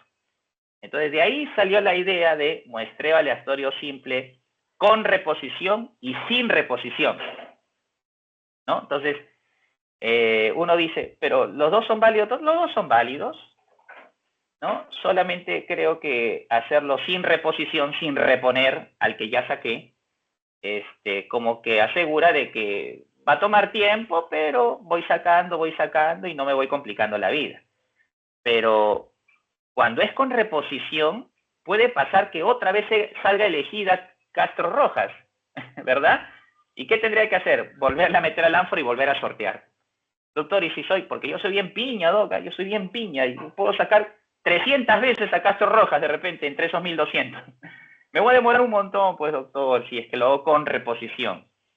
Claro, con reposición asegura que todos tuvieron la probabilidad de 1 en 1200 de ser elegidos. Pero te va a tocar repeticiones. ¿Qué vas a hacer? Volver a sortear, volver a sortear. ¿Cuándo acabo, doctor? De repente acabo en un mes. Entonces ya lo que hace ese sorteo así a gran velocidad es el programa estadístico. Tú dices solamente, por ejemplo, en el EPIDAT, aunque el EPIDAT solo tiene muestreo aleatorio. A ver, permítame. A ver. Disculpen. Ajá. Vamos a ver acá, yo lo tengo abierto el EPIDAT. Módulos, muestreo, selección de muestra, muestreo aleatorio simple, ¿no? No habla con reposición y sin reposición. El muestreo aleatorio simple, ahí simplemente lo tenemos, ¿no? Cuánto de población necesita y cuánta muestra, y listo. En cambio, sin reposición y con reposición, lo he visto en el Stata. En el Excel también a veces algunos lo calculan, ¿no? Pero, por cierto, solo es un dato teórico porque la mayoría de personas solo anuncia si el muestreo fue aleatorio simple o no. Ustedes van a ver los artículos, muestreo aleatorio simple, no me interesa si es con reposición, sin reposición. Ya, si eres exquisito y has aplicado con reposición es porque seguramente has hecho muestras pequeñitas, de repente en biomateriales, ¿no? Muestras pequeñitas. Entonces ahí sí pues es fácil repetir y que salga, ¿no? Entonces, pero les quería mostrar porque algunas veces van a leer artículos donde diga con reposición, sin reposición. Bien, continuando. Ahora tenemos el muestreo aleatorio simple. Se dice que es el más complejo mientras más grande sea la población, por esto de seleccionar uno y volverlo a incluir, o simplemente ir sacando de toda una gran cantidad de población. Dicen que el muestreo aleatorio simple es el mejor de todos, otros opinan que es el aleatorio sistemático.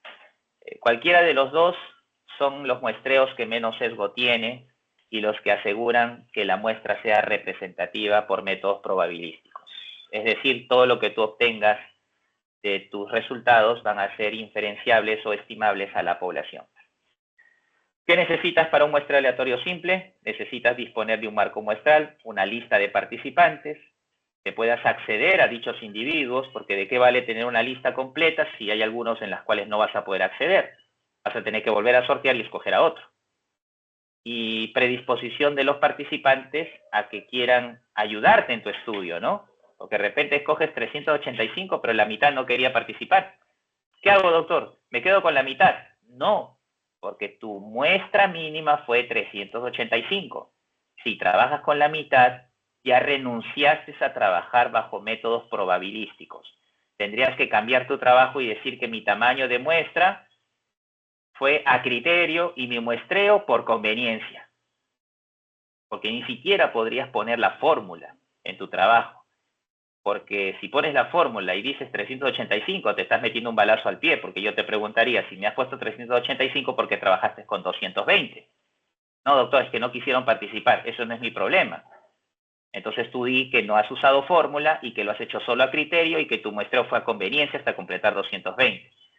Y tendrás que concluir diciendo, en este estudio se tuvo que tal y tal cosa. En ese estudio, pero no puedes decir que los estudiantes de medicina de una zona, una población limeña, tuvieron esto y esto y esto, porque no vas a poder generalizar tus resultados porque no has hecho un tamaño de muestra probabilístico ni un muestreo probabilístico. Para que puedas hacer tus resultados generalizables, dos cositas. Tu cálculo de tamaño de muestra debe ser probabilístico y tu forma de muestrear debe ser también probabilístico. ¿Cuántas formas de muestrear probabilísticas hay? 4, y lo has visto acá. Muestreo aleatorio simple, muestreo aleatorio sistemático, muestreo aleatorio estratificado y muestreo por conglomerados. Esos 4 son muestreos aleatorios o probabilísticos. El muestreo aleatorio sistemático, bueno, vamos a ir avanzando un poquito rápido, la hora nos va ganando. El muestreo aleatorio sistemático, ¿cómo lo aplico? A ver, acá hay varias ideas fuerza. Sin embargo, te lo voy a explicar así, de manera fluida. Supongamos que en los estudiantes de medicina dije, ¿cuántos? Hemos puesto el ejemplo desde el principio, 1200, ¿no? 1200 estudiantes de medicina. Muy bien. ¿Cuánto me salió el tamaño de muestra? A ver, quisiera que alguien diga cuánto fue mi tamaño de muestra mínimo, a ver si están atendiéndome. A ver, ¿se acuerdan? ¿Cuánto dije que iba a ser mi tamaño de muestra mínima de estos 1200? Están ahí, doctores, no sé cuántos hay, no los puedo ver, no sé si hay conectado 3 o 4 o 5, porque solo estoy viendo mi diapositiva. A ver, los miembros de SOSENVI. SOSENVI es, ¿no? ¿Me escuchan? ¿Me escuchan o mi audio está mal? A ver, ¿me escuchan? 1, 2. ¿Escuchan? Sí se le escucha, doctor. Ya, perfecto, muy bien. Dijimos cuánto iba a ser el tamaño de muestra mínimo, que si eran 1200 estudiantes de medicina, pusimos un número, ¿no? Pusimos un número así, como que imaginando que nos salió 385. Si es 385, ¿qué hago? Sencillo, lo que voy a hacer es dividir. ¿Alguien me pudiera ayudar haciendo esa división, por favor?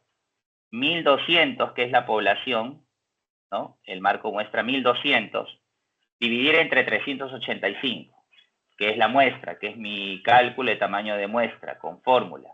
Salió 385. ¿Podrían dividir 1200 entre 385 y decirme cuánto es, por favor? Ah, sí, doctor. ¿Cuánto sale? ¿Cuánto? 3.11. 3.11. Entonces, 3.11, como esto no es para calcular muestra, es solamente para saber una proporción, lo puedo redondear a 3. Entonces, algunos dicen, doctor, ¿y si lo redondeo a 4? Bueno, El 3 o 4 estaría bien. Pero algunos dicen ya 3, doctor, porque es 3.11, ¿no? Ya. ¿Y qué es ese 3? Ese 3 es el arranque de 3 en 3. Es decir, como voy a hacer un sistemático, lo que voy a hacer es elegir en mi lista de participantes que yo tengo, ¿no? Que ustedes tienen enumerado del 1 a 1200, escojo entre el 1 al 3, escojo a 1, a quien tú quieras. El 2, doctor, correcto. Participante 2, ¿quién es? Ah, ya, participante 2 es Castro Pérez, correcto.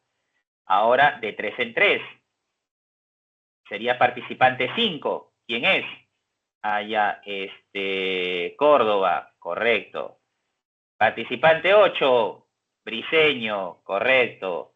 Participante 11, Cornejo, correcto. Y así, de 3 en 3, de 3 en 3, hasta completar los 385. Esto, el aleatorio sistemático, por ejemplo, ayuda cuando no tengo una población bien definida.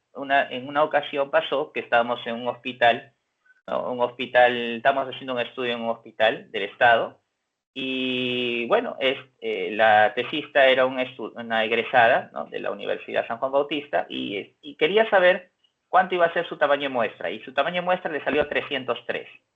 Dijo, ahora, ¿cómo escojo, doctor, si yo no sé cuántos pacientes van a venir? Sencillo, tienes todos estos meses para encuestar a tus 303. Sí, pero doctor, ¿y cómo los voy seleccionando? Porque para un aleatorio simple necesito la lista completa y escoger a los 303. Pero acá yo no tengo lista completa porque yo no sé cuántos van a venir ni quiénes van a venir a atenderse. Ah, muy bien. Aleatorio sistemático te salva. ¿Por qué? Porque ¿cuánto es la población que el año pasado vino a este servicio? Por ejemplo, si es un servicio de obstetricia, ¿cuántos vinieron el año pasado a atenderse durante el periodo de enero a marzo? Uy, doctor, fue regular, ¿eh? Fueron como 1200. Muy bien, 1200. Ya, creo que estamos exagerando, pero 1200. ¿Ya? Entonces, ese 1200, que es una población estimada, que tú crees que este año también van a venir entre enero a marzo 1200, divide entre tu muestra. Tu muestra es 303. Ya, divide entre 303. Y te va a salir 3.85, casi 4. Entonces vas a tomar de 4 en 4. Del 1 al 4 escoge un número. El 1, doctor, ya. Paciente 1 que llega. Paciente 1 que llega al servicio de obstetricia, elegida, pero respetando tus criterios de inclusión y exclusión. Ah, ¿verdad? ¿No, doctor? Sí hay criterios, que sea de tal edad, que tenga esta característica, y excluyendo esta característica. Correcto, muy bien, ya está. Elegida paciente 1. Más 4, paciente 5. O sea, dejas pasar al 2, dejas pasar al 3, dejas pasar al paciente 4. Así tenga las características. Gracias, sí. Llega el paciente 5. Muy bien. Paciente 5. No llena las características, doctor. Mala suerte. Paciente 6, paciente 7, paciente 8, paciente 9. ¿Llenan las características? Tampoco, doctor. Ya ves, voy escogiendo solo a uno. Mala suerte. Sigue. ¿Qué puede pasar? Que te puede tomar más del tiempo que tú has estimado. Pues de repente tú pensaste acabar entre enero y marzo y acabas en agosto.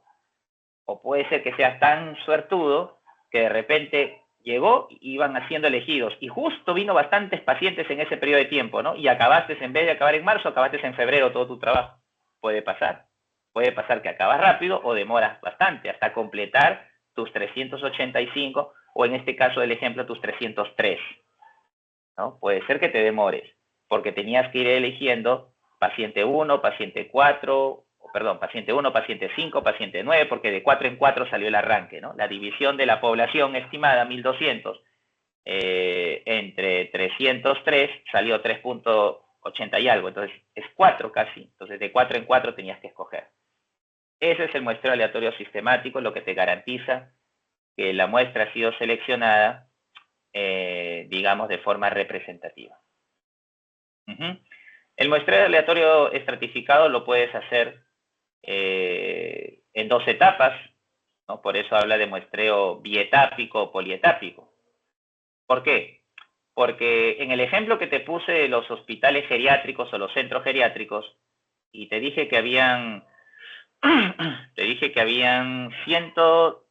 450 era la población, ¿verdad? Y tu muestra era 150.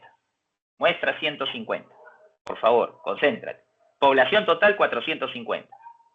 5 hospitales, 5 centros geriátricos. Y tu muestra te ha salido 150. Entonces, ¿cuántos debes escoger? Pues doctor, si son 5 centros geriátricos y necesito 150, escojo pues 30 de cada uno. Ya, eso sería un muestreo aleatorio estratificado equivalente o equitativo, porque fue el mismo en cada uno, ¿verdad? Pero primero, la primera etapa es escoger 30, 30, 30, 30, 30. La segunda etapa es, al azar de los que hay ahí, escoger 30, de forma aleatoria simple o aleatoria sistemática. De forma aleatoria simple o sistemática, en cada centro de ellos, en cada centro voy a escoger a 30. Entonces, si por ejemplo, voy a abrir acá mi Excel.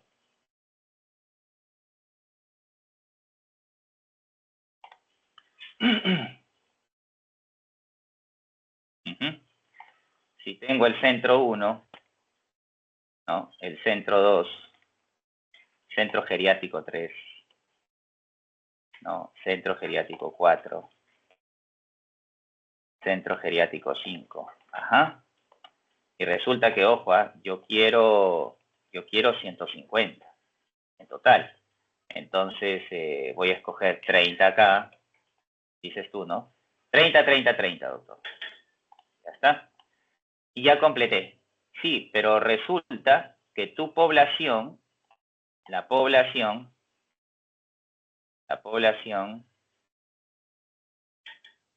era 450. Y resulta que acá la población total, vamos a suponer que eran 200, y acá era 100, acá era 50, ajá, acá es 90, ¿y cuánto va sumando? 350 más 90, no, vamos a poner así mejor. A ver, 300, 400 y así. Ajá, ya está.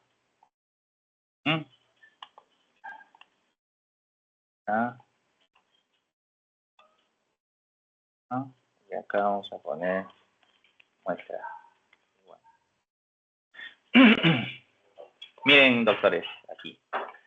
Entonces, la población es 450. La muestra fue 150, lo calculé con fórmula. Entonces, tú haces un muestreo, tú quieres aleatoriedad para que sea probabilístico. Entonces, 30, 30, 30, 30 y 30. Ya está. ¿No? 30, 30, 30, 30 y 30. Listo. Pero eso fue un muestreo estratificado. Fue por estratos porque fueron 5 estratos, 5 centros. Y en cada uno de ellos se escogió lo mismo. Pero alguien dirá, doctor, pero ¿no hubiera sido mejor que de repente yo escoja proporcional? Es decir, si acá hay más, debería escoger más. Si acá hay menos, debería ser menos. Es más, entre centro 1 y centro 2 debería haber una relación de 1:2. O sea que estos escogidos deben ser el doble de estos de acá, porque acá hay más, doctor, hay 200. Entonces, ¿cómo haríamos esto? Lo podemos calcular fácilmente con el EPIDAT. A ver dónde está el EPIDAT. Acá está el EPIDAT, ¿no? Entonces, módulos, muestreo aleatorio estratificado. ¿Cuántos estratos son? Son 5 estratos. Muy bien. El tamaño del estrato. ¿Lo va a hacer muestra igual para todos los estratos? No, proporcional. Reparto proporcional al tamaño de estratos. ¿Correcto? ¿Cuánto es el tamaño de muestra? 450. Bien. ¿Cuánto es el tamaño del primer estrato? 200. Ya. El segundo estrato, 100. El tercer estrato, 50. El otro, 50. Y el otro, 50. ¿Ya está? Pero yo quiero la muestra en cada uno de ellos y que sea proporcional, ¿eh? Ya. El tamaño de muestra, doctor, no es 450, es 150.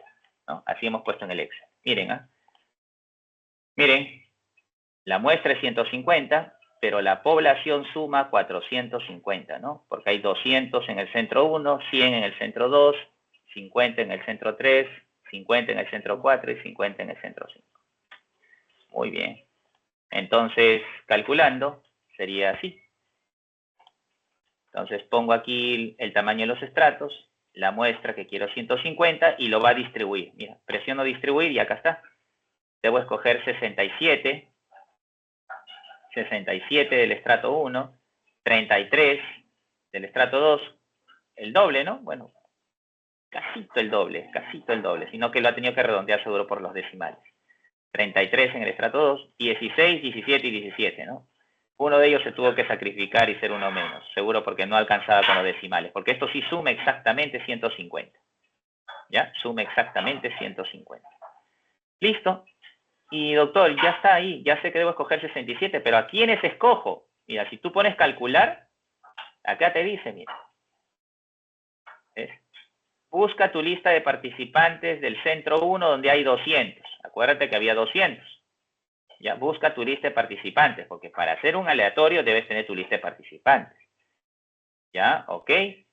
Busco mi lista de participantes. Acá están los elegidos. El 1, el 86, el 118, el 136, el 79, el 45, el 177. O sea, todos los de esa lista que están aquí, escoge. En el estrato 2, escoge a todos los de esta lista. En el estrato 3, escoge a todos los de esta lista. En el estrato 4 estos y en el estrato 5 a estos. Listo. Y todos sumados te van a dar 150. Y no solamente has escogido proporcional a cada estrato, sino aleatoriamente. Por lo tanto, puedes asegurar que tu muestra es representativa. Así es. Muy bien. Entonces, y el muestreo por conglomerados, bueno, de todos los muestreos aleatorios es el que más sesgo tiene. Por eso está en el último lugar. Pero es porque uno lo tiene que usar porque no queda de otra y yo quiero asegurar la representatividad de la muestra. Por ejemplo, esto es bastante útil usarlo cuando yo necesito, por ejemplo, voy a evaluar el nivel de satisfacción laboral que tiene el cuerpo médico de diferentes hospitales. ¿Está bien? De diferentes hospitales. Entonces, ¿cuántos cuerpos médicos o cuántos grupos de cuerpo médico, de repente un médico, una farmacéutica, una obstetra, un odontólogo, una nutricionista, una psicóloga, una enfermera? Ya. ¿A quiénes escojo de cada hospital? Necesito un cuerpo médico representativo de cada hospital. Ya. Entonces, ese conglomerado de médico, obstetra, enfermero, odontólogo, psicólogo, nutricionista, tienen ellos diferentes características entre sí. Tienen diferentes profesiones entre sí. Ese es un conglomerado. ¿De acuerdo? Un conglomerado. Pero si yo estoy escogiendo en varios hospitales, un cuerpo médico de cada hospital representa un estrato. Entonces, aquí yo puedo hacer muestreos por etapas. Primero, selecciono qué hospitales al azar, aleatoriamente, primera etapa. Segunda etapa, en cada hospital tengo que escoger un médico, un obstetra, un enfermero, un psicólogo, un odontólogo, un nutricionista. Al azar, de toda la lista que hay, escojo un médico, ya lo escogí. Ya escogí un odontólogo al azar, ya escogí un nutricionista al azar, un psicólogo al azar, una enfermera al azar, ya lo escogí. Lo mismo en el otro hospital y en el otro hospital y en el otro hospital que elegí. Esa fue la segunda etapa. Entonces, al final, no solamente puedo hacer aleatoriedad así de simple, sino que por etapas. Sobre todo cuando, por ejemplo, estoy haciendo trabajos grandes, ¿no? Si estuviera haciendo a nivel de todo el Perú y yo quiero hacer un muestreo que sea representativo a toda la población peruana, seguro primero haré cuántas regiones mínimas de 24 que hay, de 24 departamentos, cuánto sería la muestra mínima que necesito en departamentos. Me salieron 8, doctor. Ya, 8. Selecciona los 8 al azar. Ya están seleccionados al azar, doctor. Muy bien. Primera etapa, ¿no? Ahora, dentro de esos 8, ¿a quiénes vas a encuestar? A la población en general. ¿Cuántos tienen cada uno de población según el último censo? Tantos. ¿A quiénes vas a escoger? Tantos de cada uno. Correcto, escógelos. Y que sean al azar. Pero recuerda que si tú quieres quieres que sea representativo, tendrías que tener la lista de los participantes. Y eso va a ser un poco difícil. Entonces, no, va a ser un muestreo aleatorio sistemático, doctor. Ah, ok. De esa población divido la muestra y voy a escoger de 3 en 3, así conforme yo los vaya encontrando. Bien. O vayan acudiendo al centro donde yo voy a estar atendiendo. Bien, bien, bien, bien.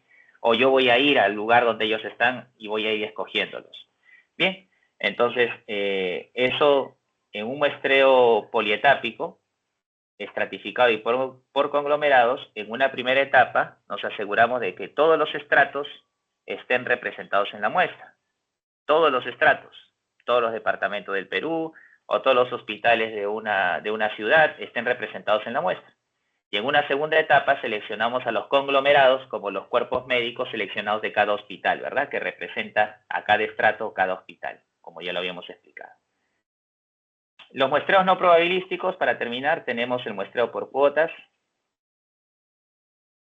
el muestreo por cuotas, muestreo por bola de nieve, muestreo según criterio y muestreo por conveniencia. El muestreo por cuotas es el denominado pseudo probabilístico y es el que se utiliza bastante en las encuestas electorales. ¿Por qué se dice cuasi probabilístico? Porque de pronto tú dices, necesito, por cuotas, necesito ver la intención de voto en hombres y mujeres, ¿ya? Pero alguien dice, sí, pero no es suficiente para que tú hagas conclusiones generalizadas de hombres y mujeres, porque las mujeres jóvenes opinan diferente a las mujeres adultas y diferente a las adultas mayores. Así que mejor necesitas también grupos etarios. Ya, entonces, ¿qué sucede? Que dentro de una categoría sexo, hago 3 divisiones, grupo etario, ¿no? Joven, adulto y adulto mayor. Y en los hombres igual, joven, adulto y adulto mayor. Entonces ya tengo 2 cuotas, ¿no? La cuota sexo, y dentro de cada categoría de sexo tengo la cuota grupo etario. Pero alguien dice, no, porque dentro de cada grupo etario hay personas que tienen dinero y hay personas que no tienen dinero, que tienen un nivel socioeconómico alto, medio y bajo. Uy, entonces voy a tener, otra vez regreso a mi Excel, si por ejemplo, esto representa, ¿no? Esto representa hombres y mujeres, hombres y mujeres, ahora resulta que dentro de esto yo tengo que hacer una división. ¿De qué? Tengo que dividir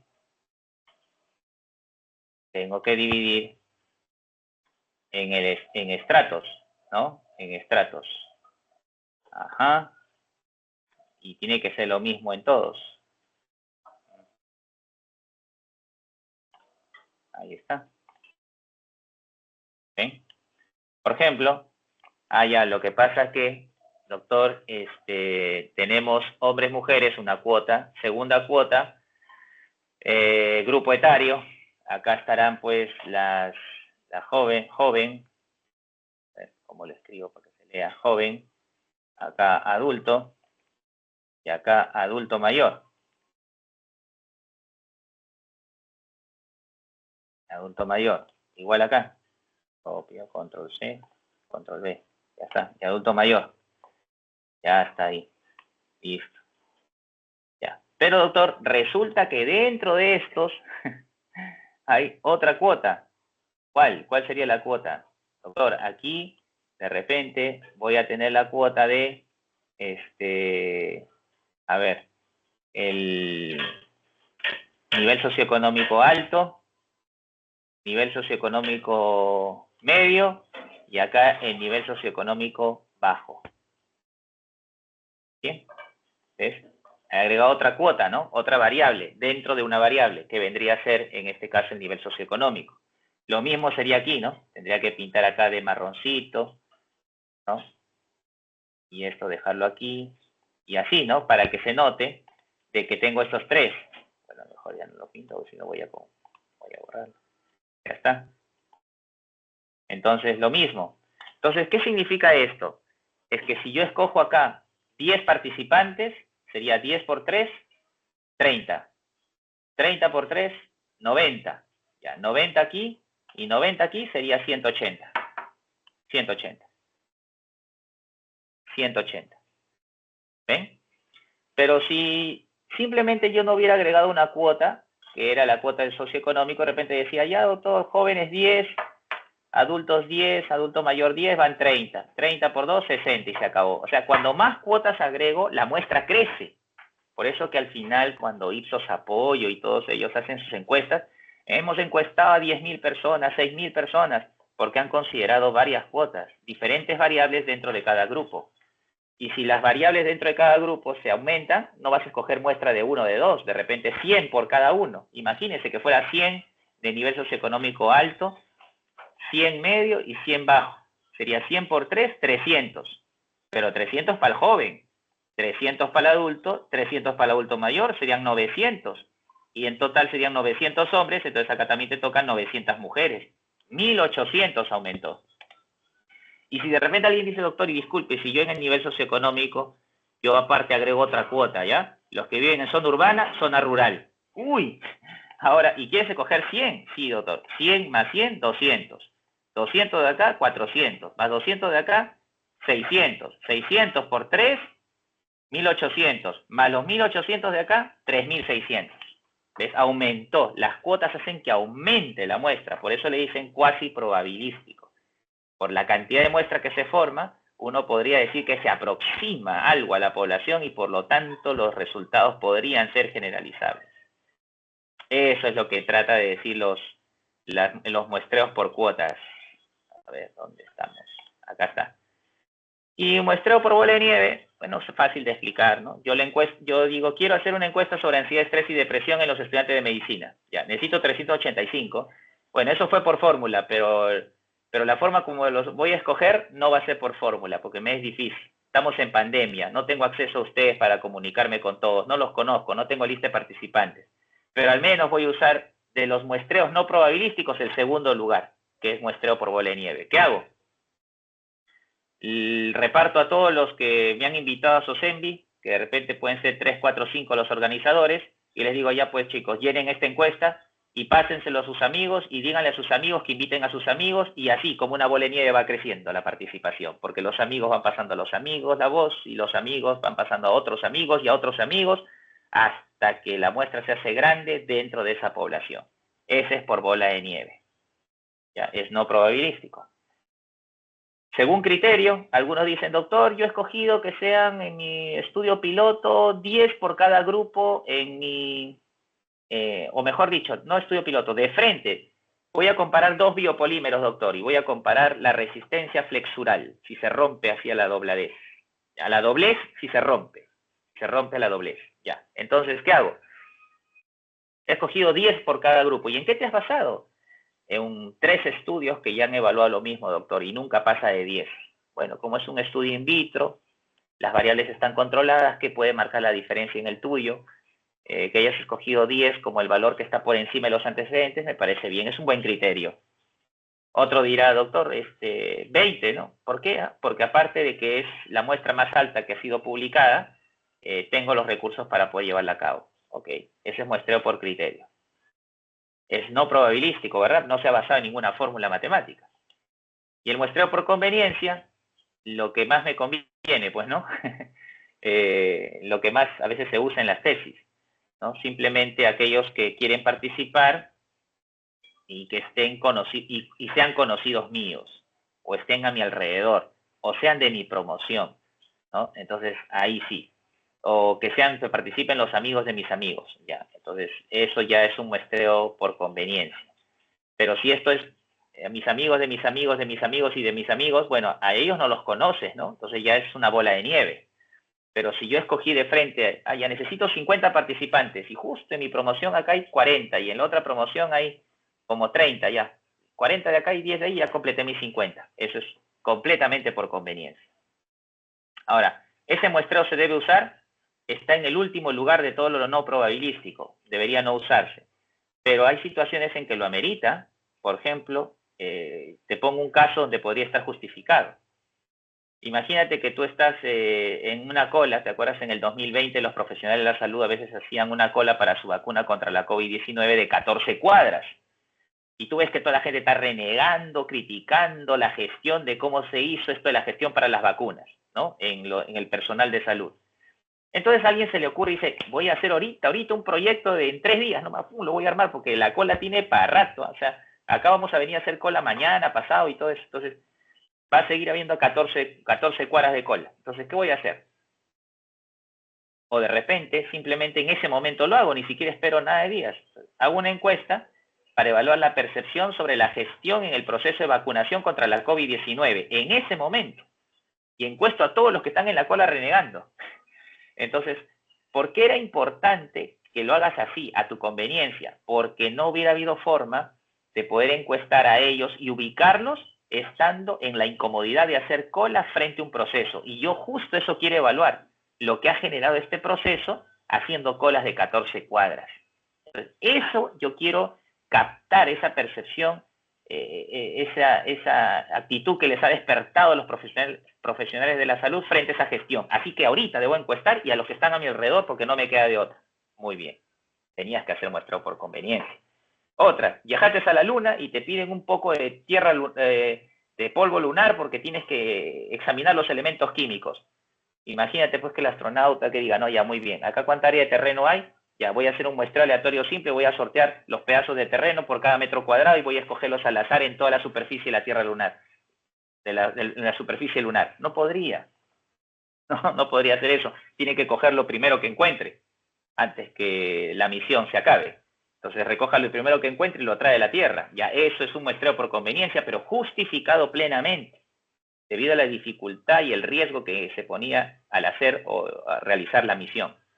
Entonces el muestreo por conveniencia todavía queda ahí en los libros, ¿no? ¿Por qué? Porque hay situaciones en las cuales tenemos que llevarla a cabo. Muy bien, doctores, muchísimas gracias. Gracias también por la invitación a la doctora Miriam Castro, que pertenece pues a la comunidad Salud Pública, Salud Integral, que está asociado a nuestro grupo de investigación en salud estomatológica. La Universidad Villarreal con la Universidad San Juan Bautista trabajamos juntos en muchos trabajos de investigación, proyectos, y también gracias al grupo SOCENVI, ¿no? Sociedad Científica de Estudiantes de Medicina de Villarreal. Creo que así es, son las iniciales. Muchísimas gracias. Muchas gracias por la ponencia, doctor. Gracias.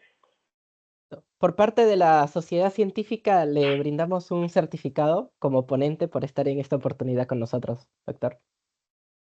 Muy bien, muchas gracias. Listo. Gracias por la invitación. Esperamos poder contar con su apoyo en posibles nuevos eventos. Aún tenemos muchas ideas para lo que queda del año, aún tenemos 3 meses. Inclusive el próximo año también tenemos ideas para otras nuevas ponencias y que esperamos contar con su apoyo. Ok, ok. Muy bien, Si es muchas que- gracias. Y doctor, si me permite, ¿podríamos tomar una fotito? Está con todos los compañeros presentes. De repente alguno puede prender su cámara, su pantalla, por favor. Gracias. A ver. O si no, que envíen corazoncitos, likes, aplausos. Listo, ahí está. Muchas gracias, chicos, de los presentes. Listo. Y doctor, por último, para poder enviar el post-test a todos los presentes, no sé si me podría dar una palabra clave por motivos de seguridad para que puedan escribir en el post-test. Una palabra clave. Sí. ¿Qué sentido? No entiendo. Eh, Un keywords, pero ¿de qué se trata? para...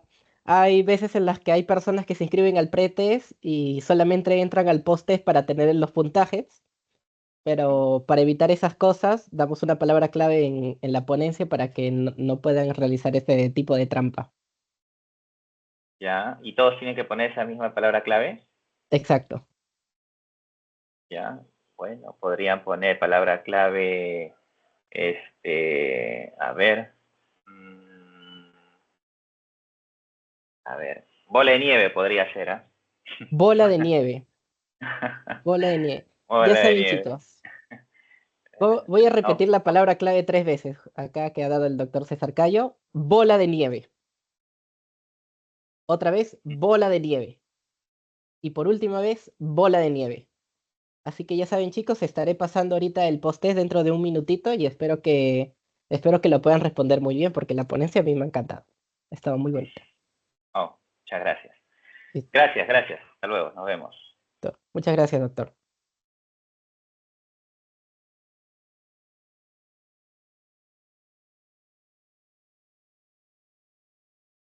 Chicos, el post-test está en el grupo de WhatsApp. Pueden ir llenándolo con sus datos y también para que respondan las 5 preguntas que ha enviado el doctor.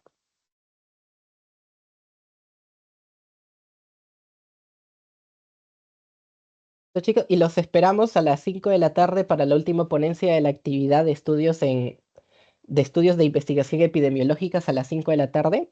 Estaremos con la doctora Alcarraz, dictando la última ponencia del día de hoy y la última ponencia de la actividad.